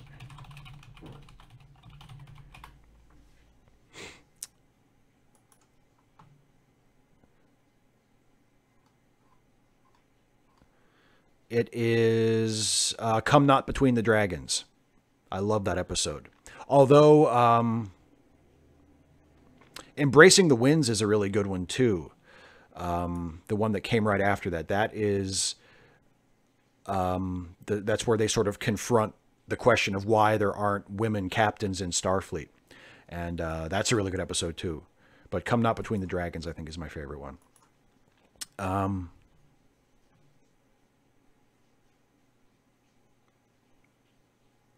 Yeah, Dataport doll. Every advancement in Steve's camera work has been for Steve and Stuffy. That's true. That's true. 255 AD. Why did you and your wife opt to not have kids? I don't think either one of us really wanted kids. I don't know if we ever really felt prepared to be parents, and I don't know if either one of us wanted to be parents like that badly. That we got to the point where we decided that we wanted them. Oh, Joe McLaury, ever consider doing a Steve and Stuffy where Steve has a nightmare his stuffed animals don't talk and he is just hearing voices? I've had ideas for something like that. I've had an idea for some kind of a twist on it, where it's a dream or it's an alternate reality or something is happening to my character where the animals don't talk anymore. I've had very sort of vague ideas about that, but I haven't really settled on a particular idea, and I certainly haven't like scheduled an episode like that. But yeah, I've had that thought before. Radical Bacon, does Audie sleep in your bed? Yes, she does. Yeah, and see, some random geek. I did not know about the Vic Mignogna stuff until this week. I get the feeling it's something that wasn't really widely known outside of the anime community until recently, because you might have mentioned it and maybe I didn't take it in or something. I didn't remember it, but yeah, apparently it has been widely known in anime circles for a while, but I don't remember hearing about it until just recently.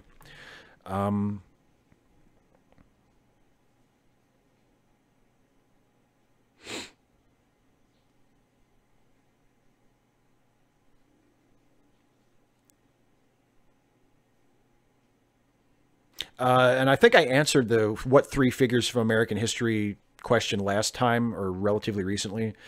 Fave character for every Star Trek series. I feel like I've answered that one recently too. I'm sorry. I don't mean to skip questions, but we've been going for 2 hours now, and I want to try to get through the chat. So I apologize if I'm skimming through questions. Joey Fry, what are your thoughts about anti-vaxxers? I don't like them. I think they're bad and they cause harm to society.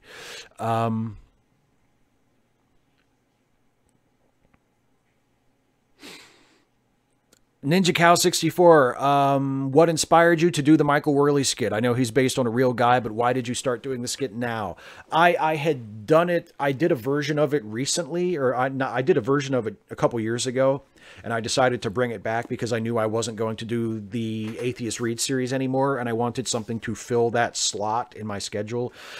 And I wanted it to be kind of, I still wanted to do like kind of an atheist or religious themed thing. So I decided to resurrect that and to change it a little and to update it and to make it into something a little more complex than just me making fun of that one guy. And yeah, I guess it's fun to play a character. It's fun to play a character. It's fun to do things that are tongue in cheek. It's fun to do like double entendres and to play a character who doesn't realize what he's saying. And to be satirical. It's a fun show to do and a fun show to write and perform. And it's hopefully allows me to make fun of things that deserve to be made fun of.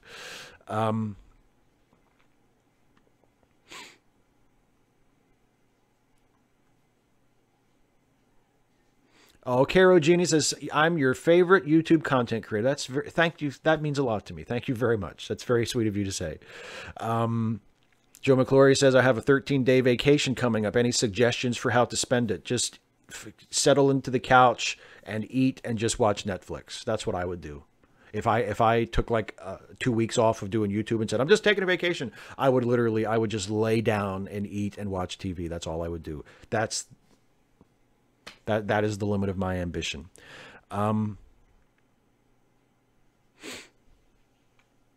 David Colby, I agree about the Quantum Leap reboot.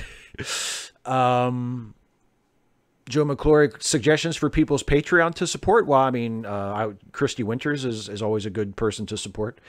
Who else? I mean, I would say ContraPoints, because she's awesome. I don't know how much she needs the money at this point. She's like doing really well on Patreon, but ContraPoints is all. I think I support ContraPoints. Cat Black, I support Cat Black. She's amazing. Who else? The One Janitor is great. That's a good suggestion. I don't know. I could probably come up with a few more if I had time to think about it. Dollhouse is criminally underrated. I never actually watched that.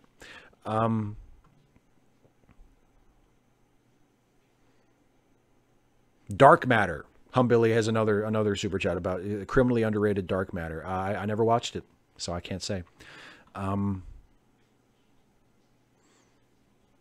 Yeah, some random geek. Here we go. Gwen No Fear, Chrisiosity, both excellent choices. Absolutely, I agree with those 100%. Robert, there was an episode where Troy lost her empathic abilities, and Guinan, in an attempt to bolster her confidence, told Troy that she was going to take over Troy's job as a way to sort of convince Deanna that she could still be the counselor even if she didn't have the empathic ability. So I think that's what you're thinking of.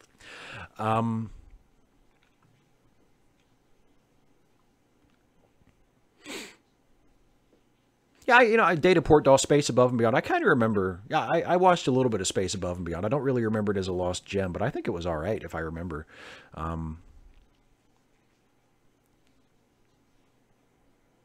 255 AD. If your father wasn't a blood relative, suppose he was just a friend, would you maintain your relationship with him? Yeah, probably. I think my dad is generally a good guy. I'd probably maintain a relationship with my dad, even if he wasn't my dad.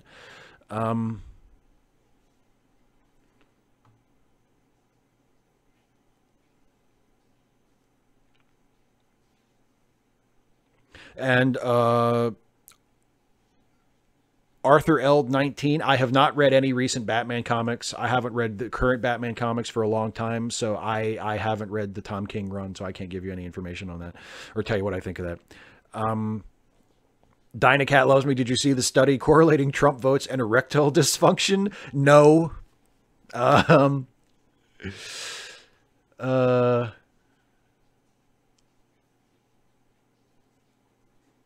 A-Trance, if I had the technology and could create any holodeck program I wanted, what would I choose to create? I mean, I would probably do like, go visit different planets, visit different locations in the universe that you couldn't actually go to, recreate historical events, maybe, attend like classic past famous World Series games or wrestling matches, maybe put myself in the crowd at WrestleMania 3 or, what would be another one? Wrestle War 89 to see Ricky Steamboat win the NWA World Heavyweight title, something like that. Really nerdy shit. Adam, you are late, but it's okay because it's going on forever. But I'm going to try to wrap up pretty soon. So you got here in time to see some, but not all. My favorite, okay, A-Trance, my favorite episode of Star Trek, the animated series. Either, what is it? The Magics of Migas 2, where they meet the devil, they meet Lucifer, and it turns out he's just a misunderstood, like, misfit. That's a really good episode.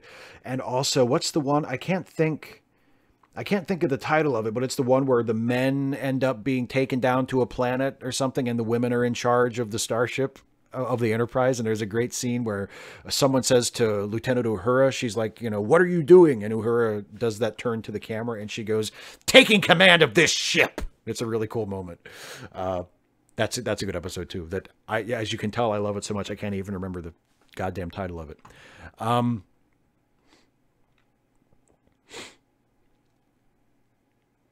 Billy, another super chat about Liam Neeson. What if he had hit someone who responded with, what are you doing, leading to his epiphany? Fascinating concept, or worse for Liam Neeson? Yeah, it's worse if he has to beat somebody up before he realizes what he's doing is wrong. And I kind of lean toward what Leto says in response, which is, you know what, fuck Liam Neeson. Like, I mean, I get the complications. I get that he feels bad now and he's sort of sharing the story as, oh, I feel bad. I'm embarrassed for having done it.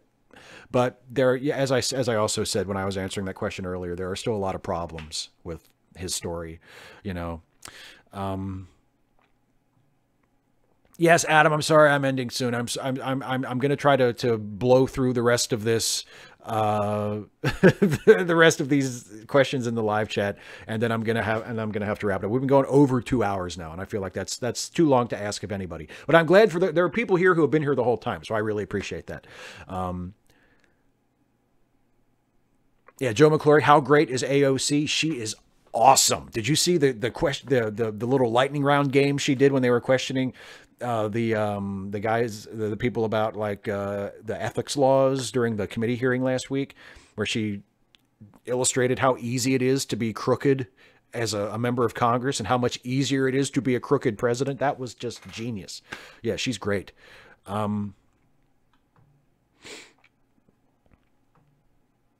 And yeah, and her policies, she's a very skilled politician, and the policies she advocates, I totally support as well. Absolutely.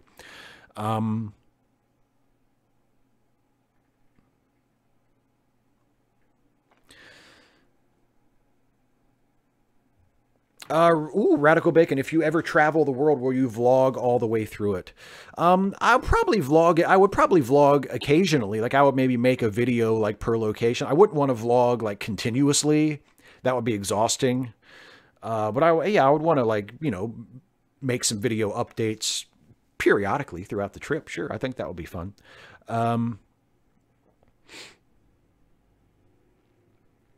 Dave Tron, Star Trek as a franchise seems to be all over the place. Do you think Paramount could use a Kevin Feige type person to write the ship? No, I don't think the ship really needs to be righted. I mean, I think it feels all over the place because they're green lighting a whole lot of stuff in a very short period of time. There was very little activity for so long. And then all of a sudden, and then there were the movies, the Chris Pine, Zachary Quinto, Kelvinverse movies. And then all of a sudden it's like, oh, Discovery and Picard show and Section 31 Giorgio show and animated shows. Like there's just a whole lot all of a sudden in the pipeline all at once. So it feels like maybe it's all over the place. I don't think it's as all over the place as it might seem. And I don't think the ship really needs to be righted. And they have a Kevin Feige type now, whether you like it or not. It's Alex Kurtzman. He's sort of the closest equivalent to a Kevin Feige type in charge of Star Trek right now. So they have that guy already. Let me see. Adam says, if you could kill one person and get away with it, who would you kill? Well, I don't know if I should say because I can't get away with it. And then if somebody does kill them, who are they going to come looking at? They're going to come looking at the doofus who said so on a live stream. I'm going to keep that to myself. But you might be able to guess who it is. Andrew Lawrence, have you encountered people that don't realize the whirlpool is satire? Not yet. I have not encountered people who don't know that it's satire yet. But I have encountered people who are worried that it's too close to the real thing, that some people might not be able to tell it's satire. Radical Bacon, would you ever consider taking a break from YouTube? Yeah, possibly. You know, a short one. I can see myself maybe saying, you know what, I'm going to take a week. You know, I don't know if I would ever take an extended break. But I might see myself, you know, to taking like a short vacation here and there. That would probably do me some good, actually. Humbilly, have I checked out Prelude to Axanar? The lawsuits have ended, settled out of court. They might end up doing a show, but sad that Richard Hatch passed away. Yeah, well, it's sad that Richard Hatch passed away just in general. I watched Prelude to Axanar. I thought it was okay, but it didn't really capture my imagination. And honestly, the lawsuit thing, I feel like is mostly the Axanar company's fault. Like, I don't really side with them in the lawsuit. But yeah, I mean, it certainly looked like there was a lot of work being put into it, and it probably would have been an impressive thing if they had been able to produce it fully as they originally intended. But like, it just didn't really grab me. You know what I mean? Like when I saw Star Trek Continues, like I got that, and I was hooked on that like as soon as I saw it. Prelude to Axanar didn't really push my buttons the same way. Cairo Genie, see, if they reboot Quantum Leap, will they release a new Star Trek Enterprise a couple of decades later? I hope not.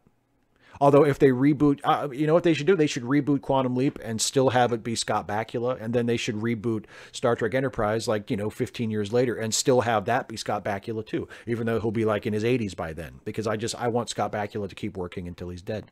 I love Scott Bakula. Never really watched Space 1999, so I can't say. But yes, and Quantum Leap is one of my, I don't know if I would say it's my favorite show apart from Star Trek, but it is definitely up there. I love, love, love Quantum Leap. Fallout 2 Forever. Yes, I have read All-Star Superman. I think it's amazing. It's one of my favorite comics ever.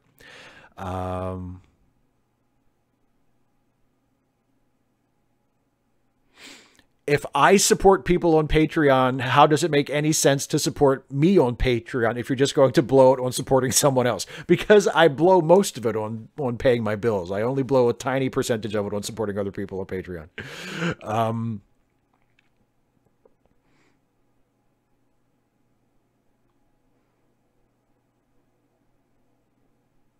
Yeah, that's a good point about Batman. Batman being rich kind of creates more problems than it solves if you think about it, because Bruce Wayne could spend his money on pretty much anything other than being Batman, and he could do a lot more good for society than he does dressing up as Batman and fighting bad guys.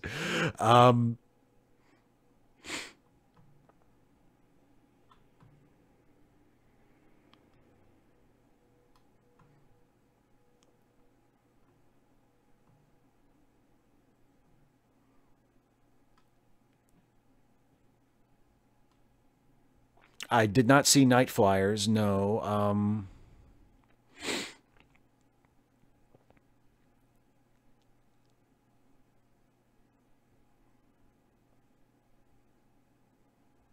Yeah, another super chat from Humbilly here. AOC talking about campaign finance reform and super PACs reminded me about Stephen Colbert talking about his super PAC before Obama won. Yeah, Colbert made a really good, I think a lot of people kind of forget, Colbert started his own super PAC to demonstrate how easily corruptible super PACs are, and it was really funny and a really good point. Mickey Kaufman, did I have the Franz Joseph Star Trek Blueprints book as a kid? I did. I actually did, yes.